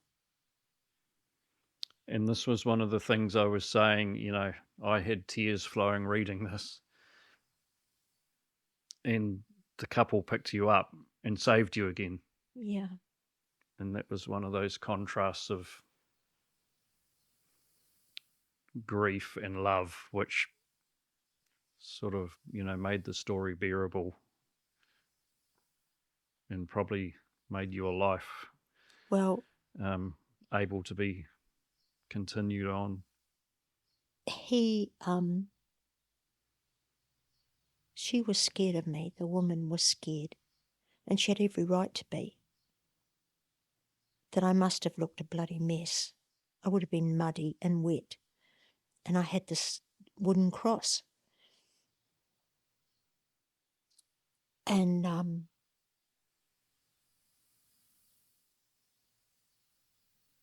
he put me in the car, and I had this big wooden cross like that in the car, and it kind of filled the back of the car up.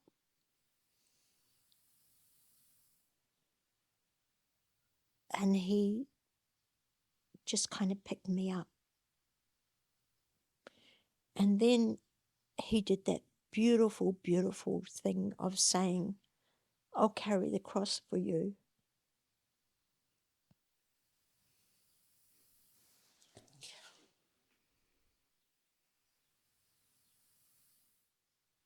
And then saying, making sure I was all right. And he's a total stranger. Yeah. Isn't it amazing? The care that a total stranger can show that And it would have impacted his life. His wife most probably thought he was totally insane. And then when she saw him walking away with me and him carrying the cross, I often think, what did she think? And I wonder if he ever told his children about that. Because it was more than a good Samaritan.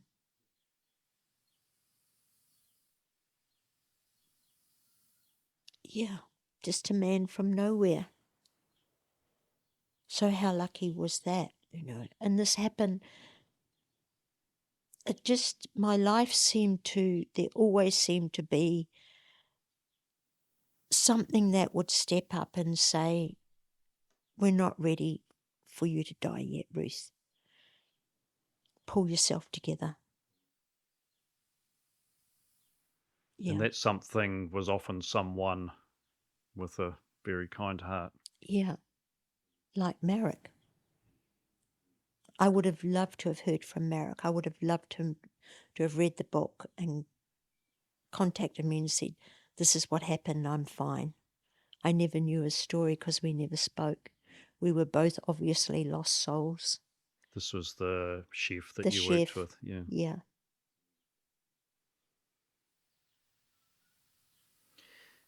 And you mentioned that you thought of ending your life many times during this period. Yeah. And at one stage you tried to. Yes. I was absolutely sure it would work. I thought if I went into the sand dunes, nobody would find me. I had a friend who I knew had this very, very strong medication, sleeping medication. And I stole that and got rid of any identification I had on me. And I thought if I drunk it and went into the sand dunes, nobody would find me. And this young couple found me. There it was again. I was hoping that the young couple would read my book and think, my God, that's the woman we saved, and contact me because I would have been dead without them. Or the man who carried your cross. Yes, absolutely. That would have been wonderful. Yeah. So you were saved and you ended up in hospital and they put you in a mental asylum. Yes. Not many of us have been in a mental asylum, so I don't know how clearly, you probably weren't thinking clearly during that period anyway, but... I wrote it all. Do you remember it clearly now? Yeah, I do. And I remember Alice really well. And I remember the stupidity of it. And I remember a lot of it. And I've been back to see that hospital. Wow. I remember the psychologist that I thought that, you're the one that should be sitting here, not me. I still didn't think there was very much wrong with me. It was, it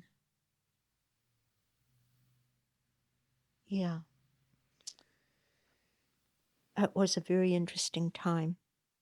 And very luckily I didn't have electrotherapy like one of the other women in our ward was having.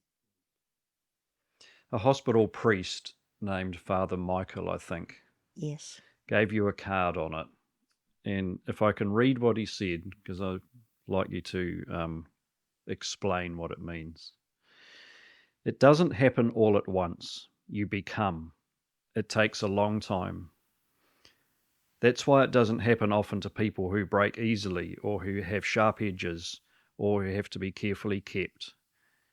Generally, by the time you are real, most of your hair has been loved off and your eyes drop out and you get loose in the joints and very shabby. But these things don't matter at all because once you're real, you can't be ugly, except to people who don't understand. It seems like a very powerful insight, but I feel I don't have the depth of life experience to fully understand it. Yeah. It's because when you're going through a time of insanity that it's a time of where nothing seems real.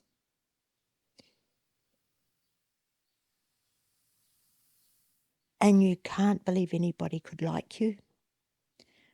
You can't believe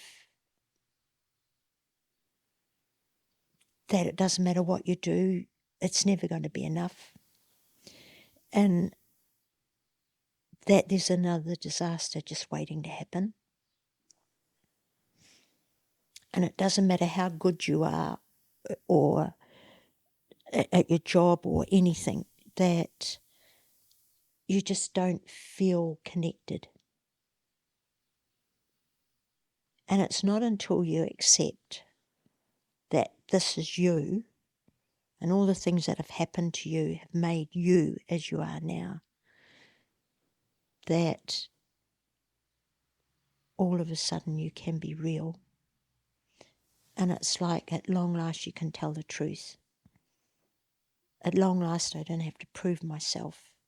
At long last my friends will know about me and they'll either like me or not like me. So you are who you are because of everything you've been through, and that's not bad. It's just, it right. is. Yeah, It's real. that's right. And accept it and be proud of it. Yeah.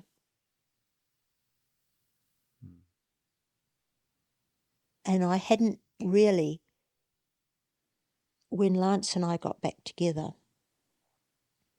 I still hadn't dealt with a lot of stuff. I was much stronger, very focused, and if I set my mind to anything, I did it. Nothing was too much for me. But then I ended up in a psychiatric place down in Chicago a couple of years after Lance and I got back together. And if the next book is published, if I decide to do that, I've written about that. Because it was always kind of there, but I used to just push it away.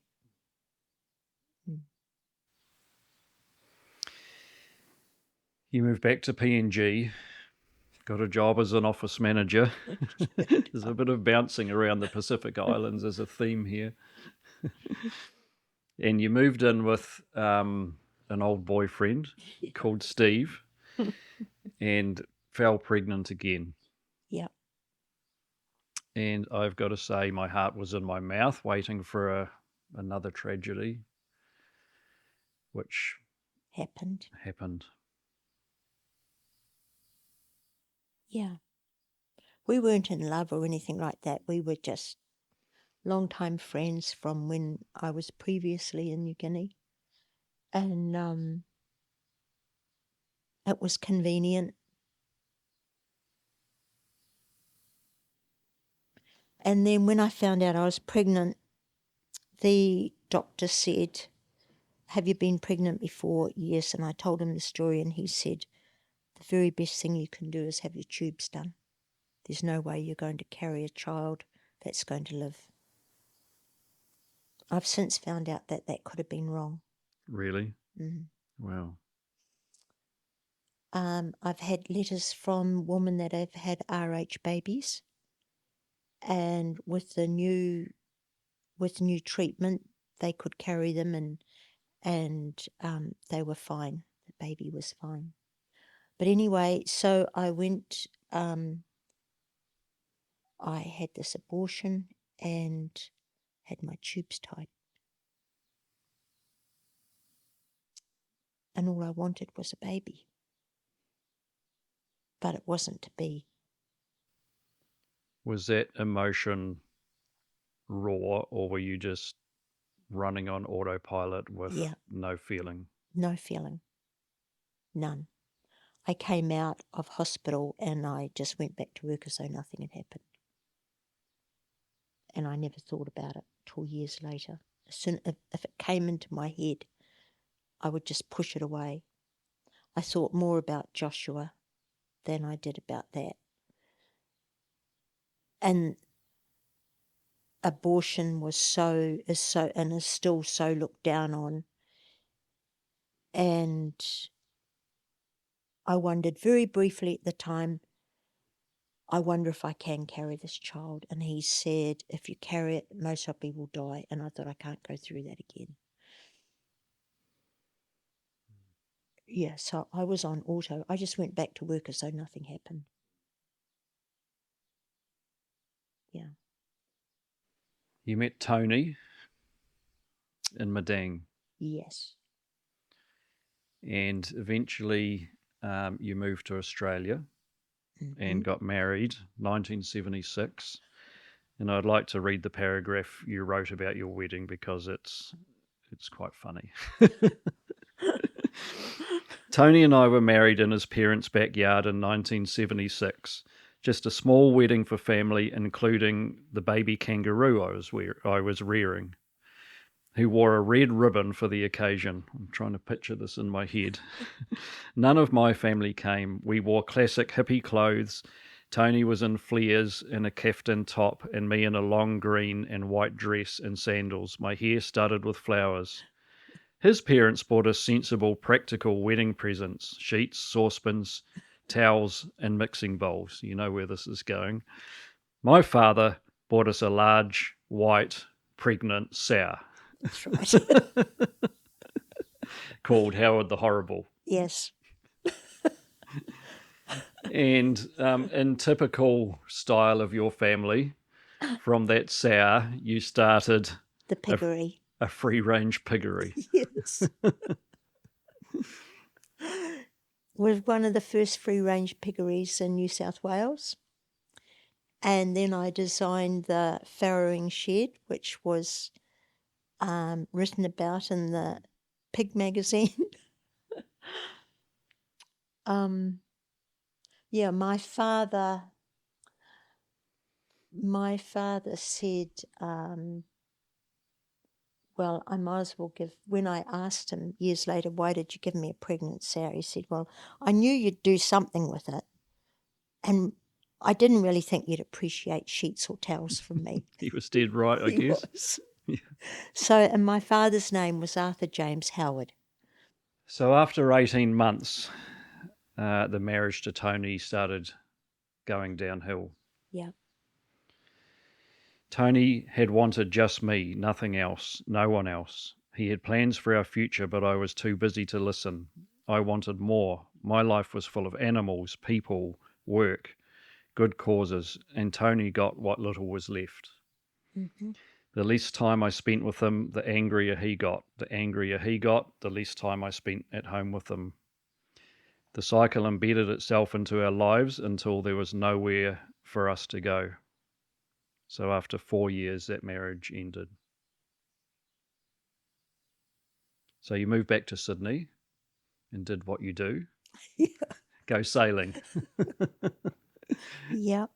So you bought a yacht and sailed north to Cairns. Yes. Which sounds like a great adventure. It was. Apart from the first 24 hours.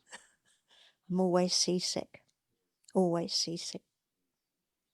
Yep. So you tell a quite humorous story about being violently sick. The yacht had no toilet. That's right.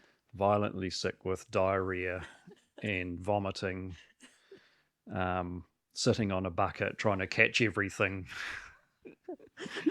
probably not very easy. And you were away 6 months, sailed just under 3,000 nautical miles. Yes, Was that a good time in your life? it was. It was a good time. Yeah. Did you feel free? Yep. I only had people on board when I wanted them, Plus a cat and a dog? plus a cat and dog. Yeah. Yeah, it was a good time. You ended up in King's Cross. Yes.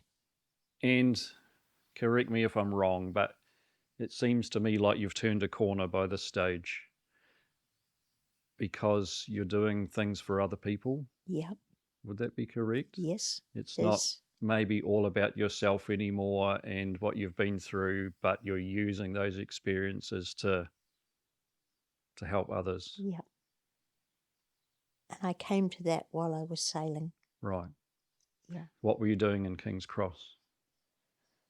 I was a social worker and working with the street males and females and drug addicts, working for the Sydney City Mission. And in my usual confrontational way, I became very well known to the drug squad, who were extremely corrupt at the time. And so that turned out to be a pretty full-on, horrendous experience. Yeah. But you ended up coming home to New Zealand after a period of time Yes. to look after your sister, and you received a phone call which was very exciting to read, and I'm sure more exciting for you to receive. It was incredible. Yeah. Yeah. Can I read it out? Sure. Hi. I don't think you'll recognise your voice, but I had to ring. He was right. His voice rang no bells. Who is this? Just one question before I go any further. Are you still a Catholic? I immediately knew it was Lance. It had been 17 years since we last spoke on Stuart Island. Lance, I could not believe it. I wanted to laugh and cry. How about I come up and pick you up? I can be there in 8 hours. And there he was on the doorstep 8 hours later, incredibly handsome, with dark hair and a beard and the same gentle eyes. He was the man about whom I remembered every detail, and it was as though we were picking up from where we left each other on Stuart Island almost 2 decades previously. Yeah. I have a question about this. Were you scared that you would run again? Yep. Or was something different about Lance and you knew you wouldn't? I didn't think I would, but I knew when I went back to King's Cross and sold everything up and came here,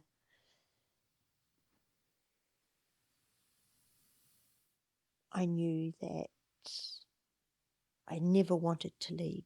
I never, ever wanted to leave. I thought, this is where I want to be. I want to be with this man. But I needed to tell him my story, and I didn't know how that would go. And I should have known because of the type of person Lance is. Yeah. What were the steps for you in overcoming that urge to run?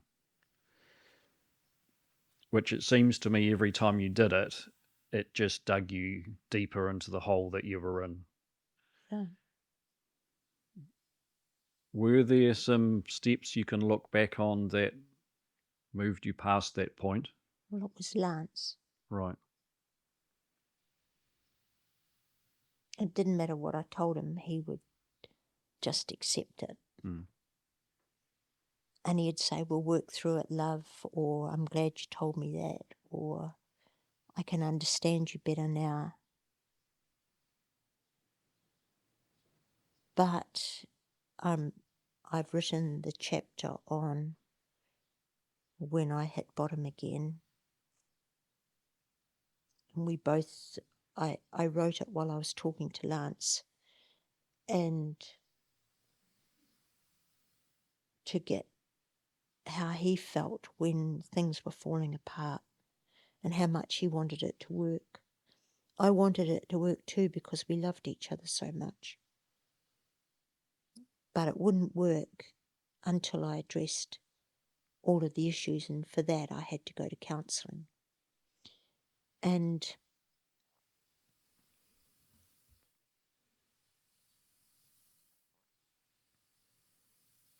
I don't think there was another man that would have put up with what he put up with. So I never fell out of love with him. I think he fell out of love with me for a little while, and I didn't blame him. Did you think about him often during those 20 years you were apart? Absolutely. That's the wedding ring he gave me on Stuart Island. And I had a card from him. He was working in the West Indies on a yacht, and I received a card from him. I thought about him frequently, but I knew he was married, so I didn't try and look him up or anything like that. I compared other men with him.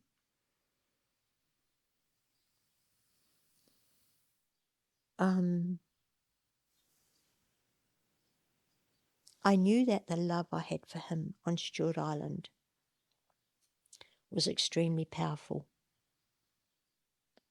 And even though I had loved other men, there was never that total conviction, the total belief that no matter what happens between us, we'll survive it. But it was always like that with Lance. Yeah. You went back to Sydney to put your affairs in order, and there was the whole saga with Roger Rogerson, and maybe we might leave it to viewers to read the book about that. Yeah. But it sounds like quite a scary time. Mm-hmm. And then you came back to New Zealand, became a commercial launch master, and in 1995, together you started your own charter business. Yes. Fiordland Ecology Holidays. Yes. Which you ran for 16 years in an amazing boat called Breaksea Girl. Yeah. Which there's a photo up on the wall here. Yeah. She's beautiful. Do you want to just talk a little bit about that time? 16 years is a long time, and I'm sure you had a lot of experiences and probably ups and downs, but part of it was specifically about the environment and ecology. Yes. And trying to restore Fiordland in a sense. Absolutely. That's why we called it Fiordland Ecology Holidays. We had a no fishing policy. It was as though Lance has been at sea all his life, and I loved the sea, but I also had run small businesses of my own. And it was as though this was the right time for us to come together and to start a business together. And we were absolutely perfectly knitted for that. He loved being at sea, he loved the boat. And so he did all that side of it, and I did all the other side of it. And we went through very hard times for the first 5 years. We had no money. But we both had a vision that we knew we could do it. Our accountant said we couldn't do it. Our lawyer said we couldn't do it, especially with a no fishing policy. And we said that as soon as we started to make a profit, we would put a percentage of that profit into fighting for the environment in Fiordland. And so that's what we did. So because Lance had such a deep knowledge of Fiordland and was a diver, a very, very, very good seaman, we became a success story, and we won environmental awards, and I won the Businesswoman of the Year award for Southland and Otago, and it was just an amazing time. It was very, very hard work, but we made it work, and Lance took that boat down to the subantarctic 29 times. Wow. And we were so broke that the only time off we had was when we went through survey or we had to do repairs and maintenance. The rest of the time we worked. He was getting $50 a week. That paid for his smokes and a bottle of rum or whatever he wanted every now and then. And it wasn't until about 4 years into the business that the bank manager said to me, Ruth, I think you can give Lance a pay rise.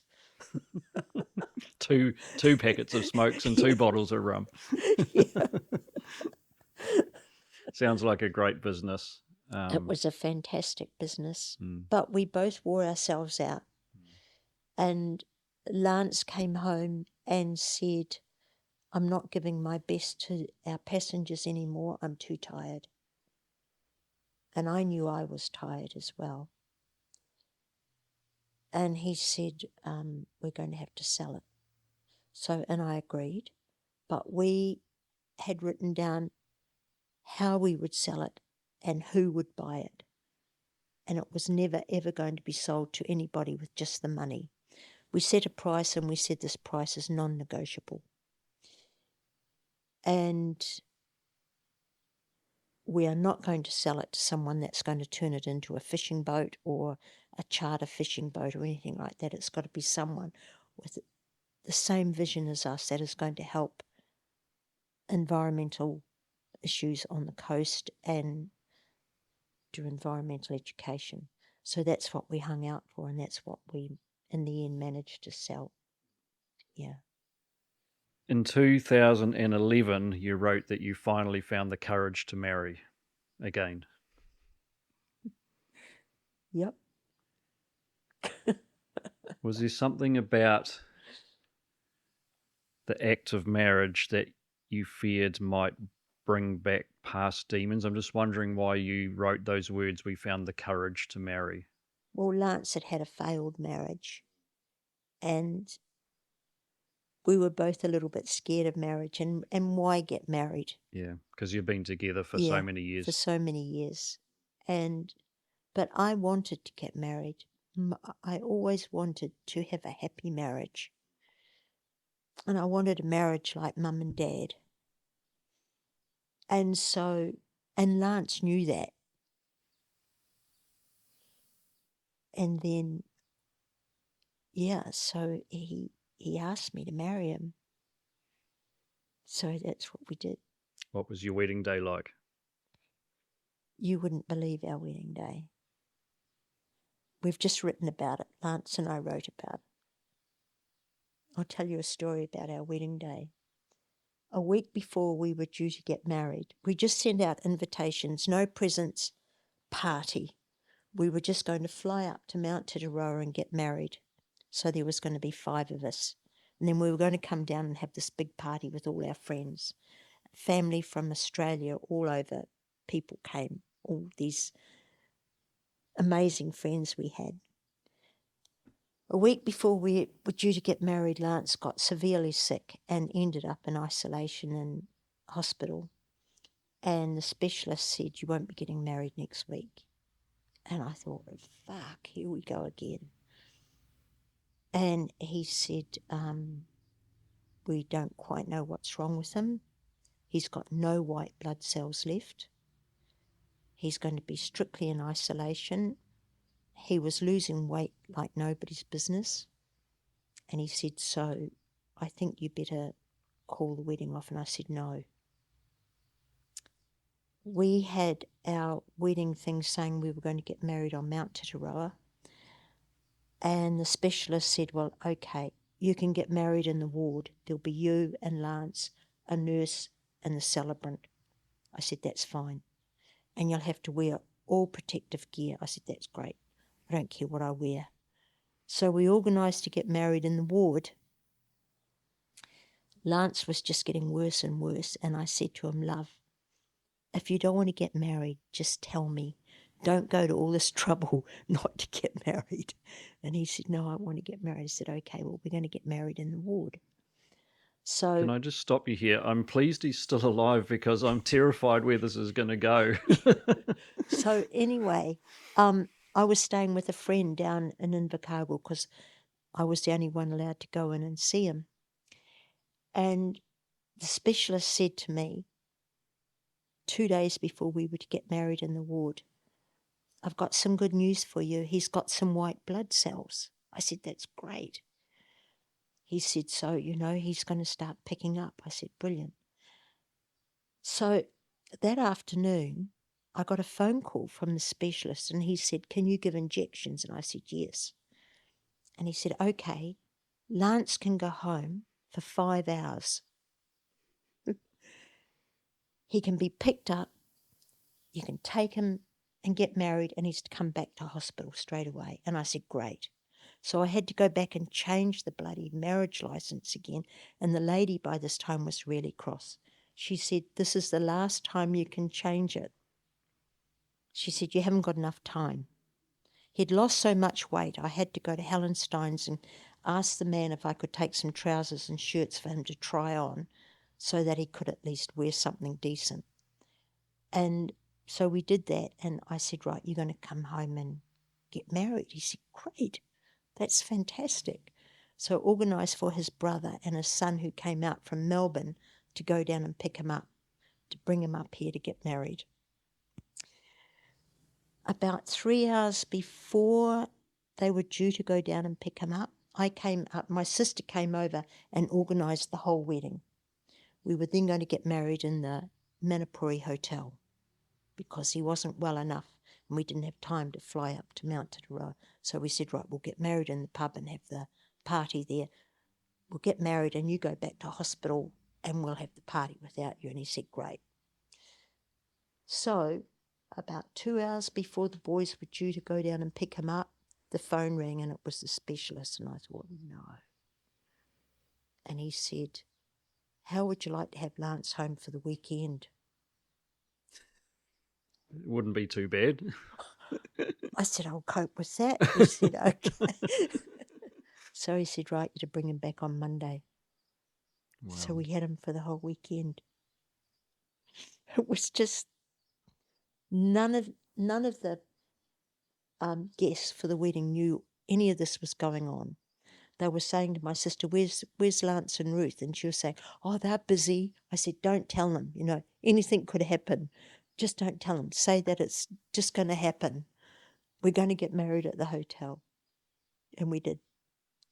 Finally, things are going the right way in your life. Yeah. Something's turned a corner. It's amazing. That's fantastic. It's a great story. And one last story in your life was about the search for your son. Yeah. Which is also a great story. It is. Mm. And amazing. Amazing Absolutely that I found amazing. him. Yeah. Can you very briefly describe the process that you took to find him and how it felt when I found him? you first met him? Well, I was very lucky because the lady from social welfare said, just as an offside, electoral rolls are really good, Ruth. And I knew that enough about the family that he was most probably Central Wellington because he was a businessman. And I knew that his name started with V. So I thought, well, I thought he's Dutch, so it most probably starts with V.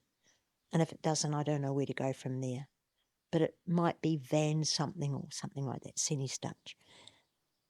So I went and got the Central Wellington electoral roll and started going through the V's, and I found this name and I thought, oh my God, I really believe this is him. I went racing back to see Catherine at social services, and I said, is his name, because his real name is not in the book, is his name such and such? And she just looked at me. And I said, it is, isn't it? And she just turned around, and I thought, my God, was it that easy? And then I found the priest closest to because it was through Catholic agency that he was adopted. And the priest didn't know about that he was adopted, Father Brian Sherry, and I said, when you feel it's right, you approach the family for me and say, I'd love to meet him. And that's what happened. I got the telegram, which I've still got. And my son had asked his adoptive parents if he could find me. Wow. And they said, well, she's actually found you. So we met at the presbytery, and we had a plan B just in case it all went to shit. And it's like you going on a first date. You don't know what to wear. You don't know what to expect. It's like a blind date. But you want to make this huge impression. And you don't know what's going to be on the other side of the door. And it was amazing. Father Brian Sherry said, right, if it doesn't work out, Ruth, I'll take him next door. We'll sort it out. But he said, I'm sure it's going to be fine. He said, you're very much like him. So the doorbell rings, and in he walks, and we just stared at each other, and then we both burst out laughing, and then we both burst out crying, and we just fell into each other's arms. And we didn't have to say anything. Mm. It was so incredibly emotional. And we just sat there and looked at each other. And then we started talking, and so much about him was the same as my family. And yeah. And I had spoken to Father Sherry. I said, what am I going to tell him about his father? And he said, let's just play that by ear. He said, just let him have time with you and then tell him about his father. But he wanted to know fairly soon, do you know who my dad is? And I said, yes. And he said, would you mind if I met him? And I said, I can't talk about that. So it wasn't until we'd been together a couple of times that I told him. And he was very mature and just hugged me and said, thank God you didn't abort me.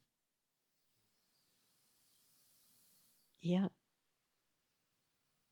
So it's pretty incredible. Amazing. I know. A lot of women have written to me and said that they have found their birth child, but it never worked out. And I think it worked out because we took the time.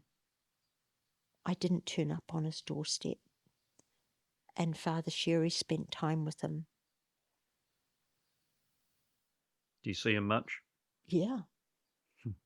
Yeah, he comes in his holidays and we talk on the phone. I've got the most amazing grandson. Wow. Who lived with us for 2 years. And that is a lesson that out of that really, really awful thing that happened to me, I have two of the most precious things in my life that I would never have had. And he's a very fine man. So I'm really, it's incredible. There's no words. It's There's fantastic. There's not. We see each other now. If he turned up at the door now, he would come in and straight away we'd both burst out laughing and crying. We still do that. And we laugh together all the time. And he just shakes his mum and dad have both died. They were amazing people. And they accepted me into their lives. And I'm very different from them. They were very staid, Catholic, Dutch people that loved him immensely. And their house was always immaculate. He comes here and it's chaos all the time. He came and built our bathroom and laundry, and he lived with us for 6 months. Which I have to say is an incredible bathroom. Isn't it a gorgeous bathroom? And he wasn't very good at putting things back where he found them. And he kept on stealing. This is such a stupid story, but he kept on stealing my hearth brush and leaving it and not knowing where he left it. So I bought another hearth brush and I put Ruth on it. And I said, so this is my hearth brush and the other one's yours. And lo and behold, my hearth brush went missing. And he was building the laundry. And I said, for fuck's sake, he's taken my bloody hearth brush. And Lance was here and he ran to that door and he called out, run! I was out that door and, what the fuck have you done to my hearth brush? And he said, nobody's ever spoken to me like that. Lance said, I told you to run.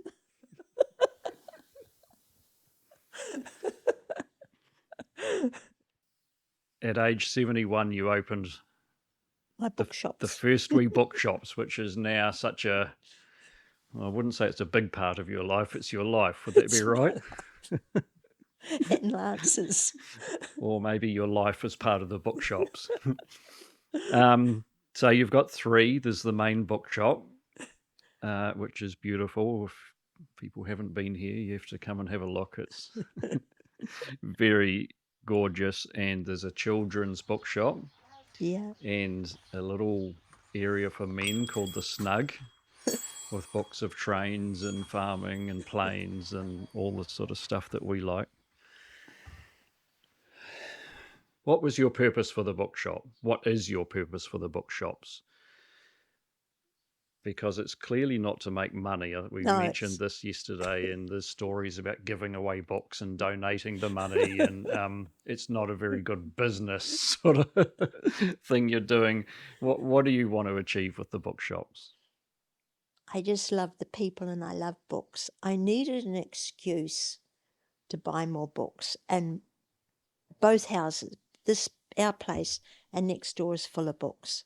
I promised Lance I won't have a bookcase in the bedroom, but we've got piles of books beside our bed. So I just love books and they have helped me through life. And I love people that read books because they all have, I don't know, there's something about them. I'm not saying they're different or anything like that.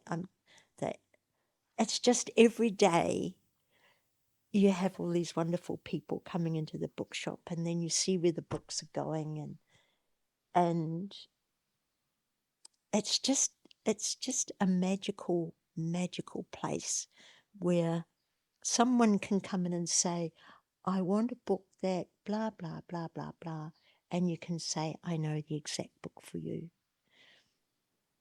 And also the opportunity to, if people say, I'd love that book, but it's more than what I would like to pay, that you have the opportunity to say, why don't you just take it? And that gives me great joy. It just gives me, I don't need to make money, but it makes money. And I love it. I'm sure that's because of what you give with the books.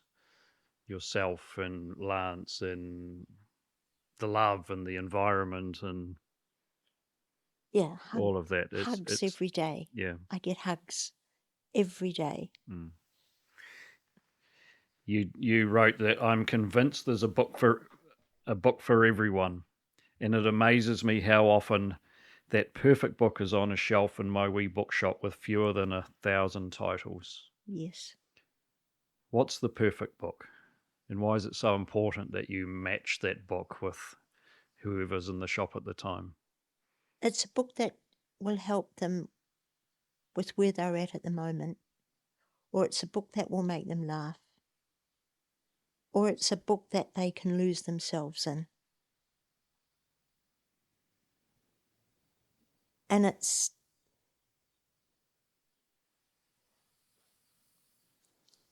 books are, you can drop a book and it won't break.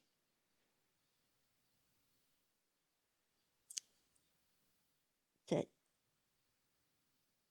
for me, books have taken me away from pain. They have given me everything I've needed in life except love. And I think a lot of people, they come in the bookshop and they need something at that time in their life. And you hope, like anything, you've got a book that will give them that. And it's such a joy when it happens. It really is. It is. And they come back and they say, oh my God, that book was fantastic. Is there something about the physical act of having a physical book and turning real pages Yes. that is special to you as opposed to reading a book on a tablet? I've never read a book on a tablet. And there's a whole lot of people that come into a bookshop and have never read a book on a tablet. They all love the actual feel of a book, the smell of a book. And so many people have said, I love the cover of your book, the texture of it. People will come in the bookshop and they will pick a book up and they'll put it like that. And you think, oh God, they know books. Because you even talk about when you buy second-hand books of keeping the little notes that's inside them Yeah. for the new owner. Yes. Because it tells a story of where it's been. And yeah. I sold one today that had a little note in it. And the date was 1893. It was a little book by Byron. Was it Byron or Dickens? I think it was Dickens. And there was a little note in it, 1893, and the lady said, I bought this because of the little note. wow. Yeah. Yeah, I understand. Yeah. I have a few last questions for you. A bit of a deep one to start. What's the key, or is there a key, or maybe steps to coming out the other side of severe depression or suicidal feelings and tendencies? And can you give any words of help or guidance to someone that might be listening and watching this who's in that position? Where do you start?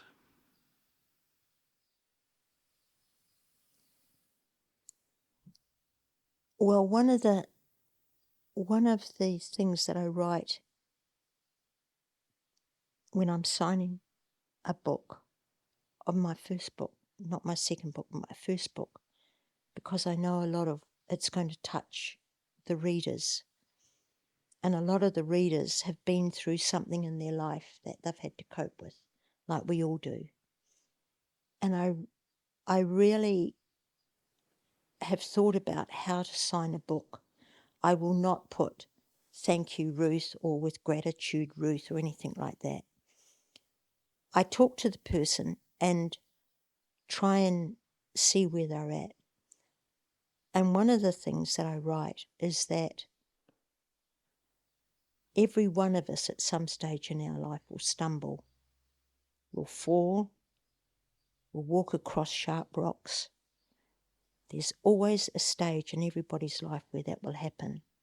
But it's when we step onto soft moss or into warm sand that we know we've survived.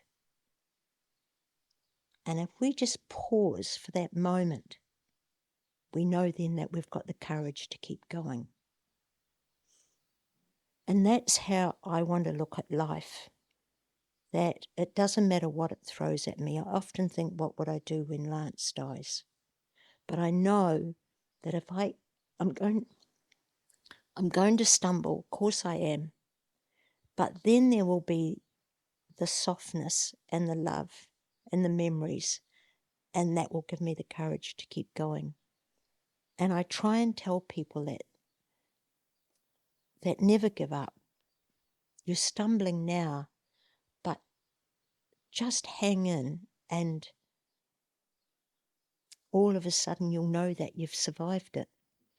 And that's when you know you've got the courage to keep going. That's what I believe now. How important is the process of giving back to others as part of this recovery process? Huge. Absolutely huge.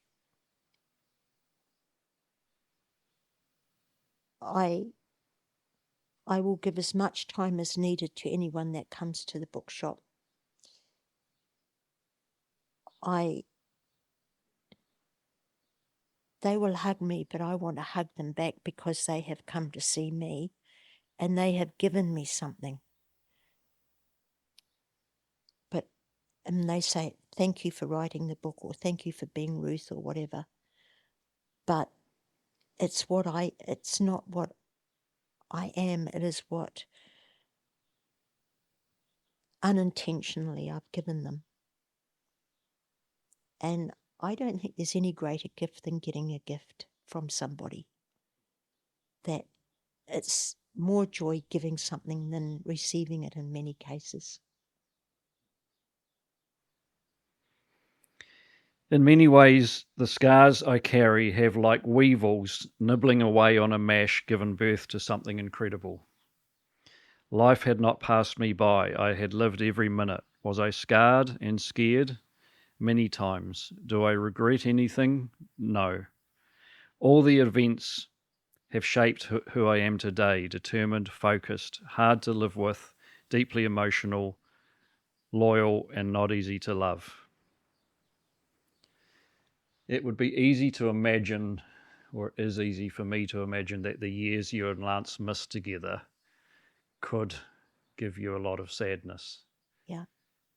Did you ever go there in your mind initially? Did you think, what if? Yeah, lots of times. But God, we've had 35 brilliant years together. Would you do it any different? I know that's a silly question because what's happened, but Yeah. I think the question there is what would I be like if none of that happened? exactly. You wouldn't be the person you are No. today. And I'm very happy with the person I am today. You're an amazing person. Oh, thank you. You are. You made a comment yesterday, which I just want to. We had lunch, and you made a comment about you and Lance being incredibly in sync together. Yes. You think the same thoughts at the same time. You start singing the same songs at the same time. And it made my heart go all warm and fuzzy. Oh, did it? Just thinking of how long you struggled to find peace. And you talk about an anchor in your life. Yes. And you found it. And I did. you're that in sync with someone now. It was lovely. It is. It's amazing. Yeah. I've got one final quote from your book. I'm sorry. I've always enjoyed the fact that to find the two wee bookshops in Manapuri, you have to look for Home Street. It can take a very long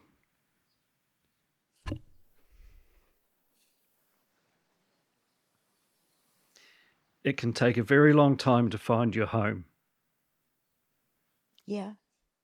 You finish it. But I found Home Street.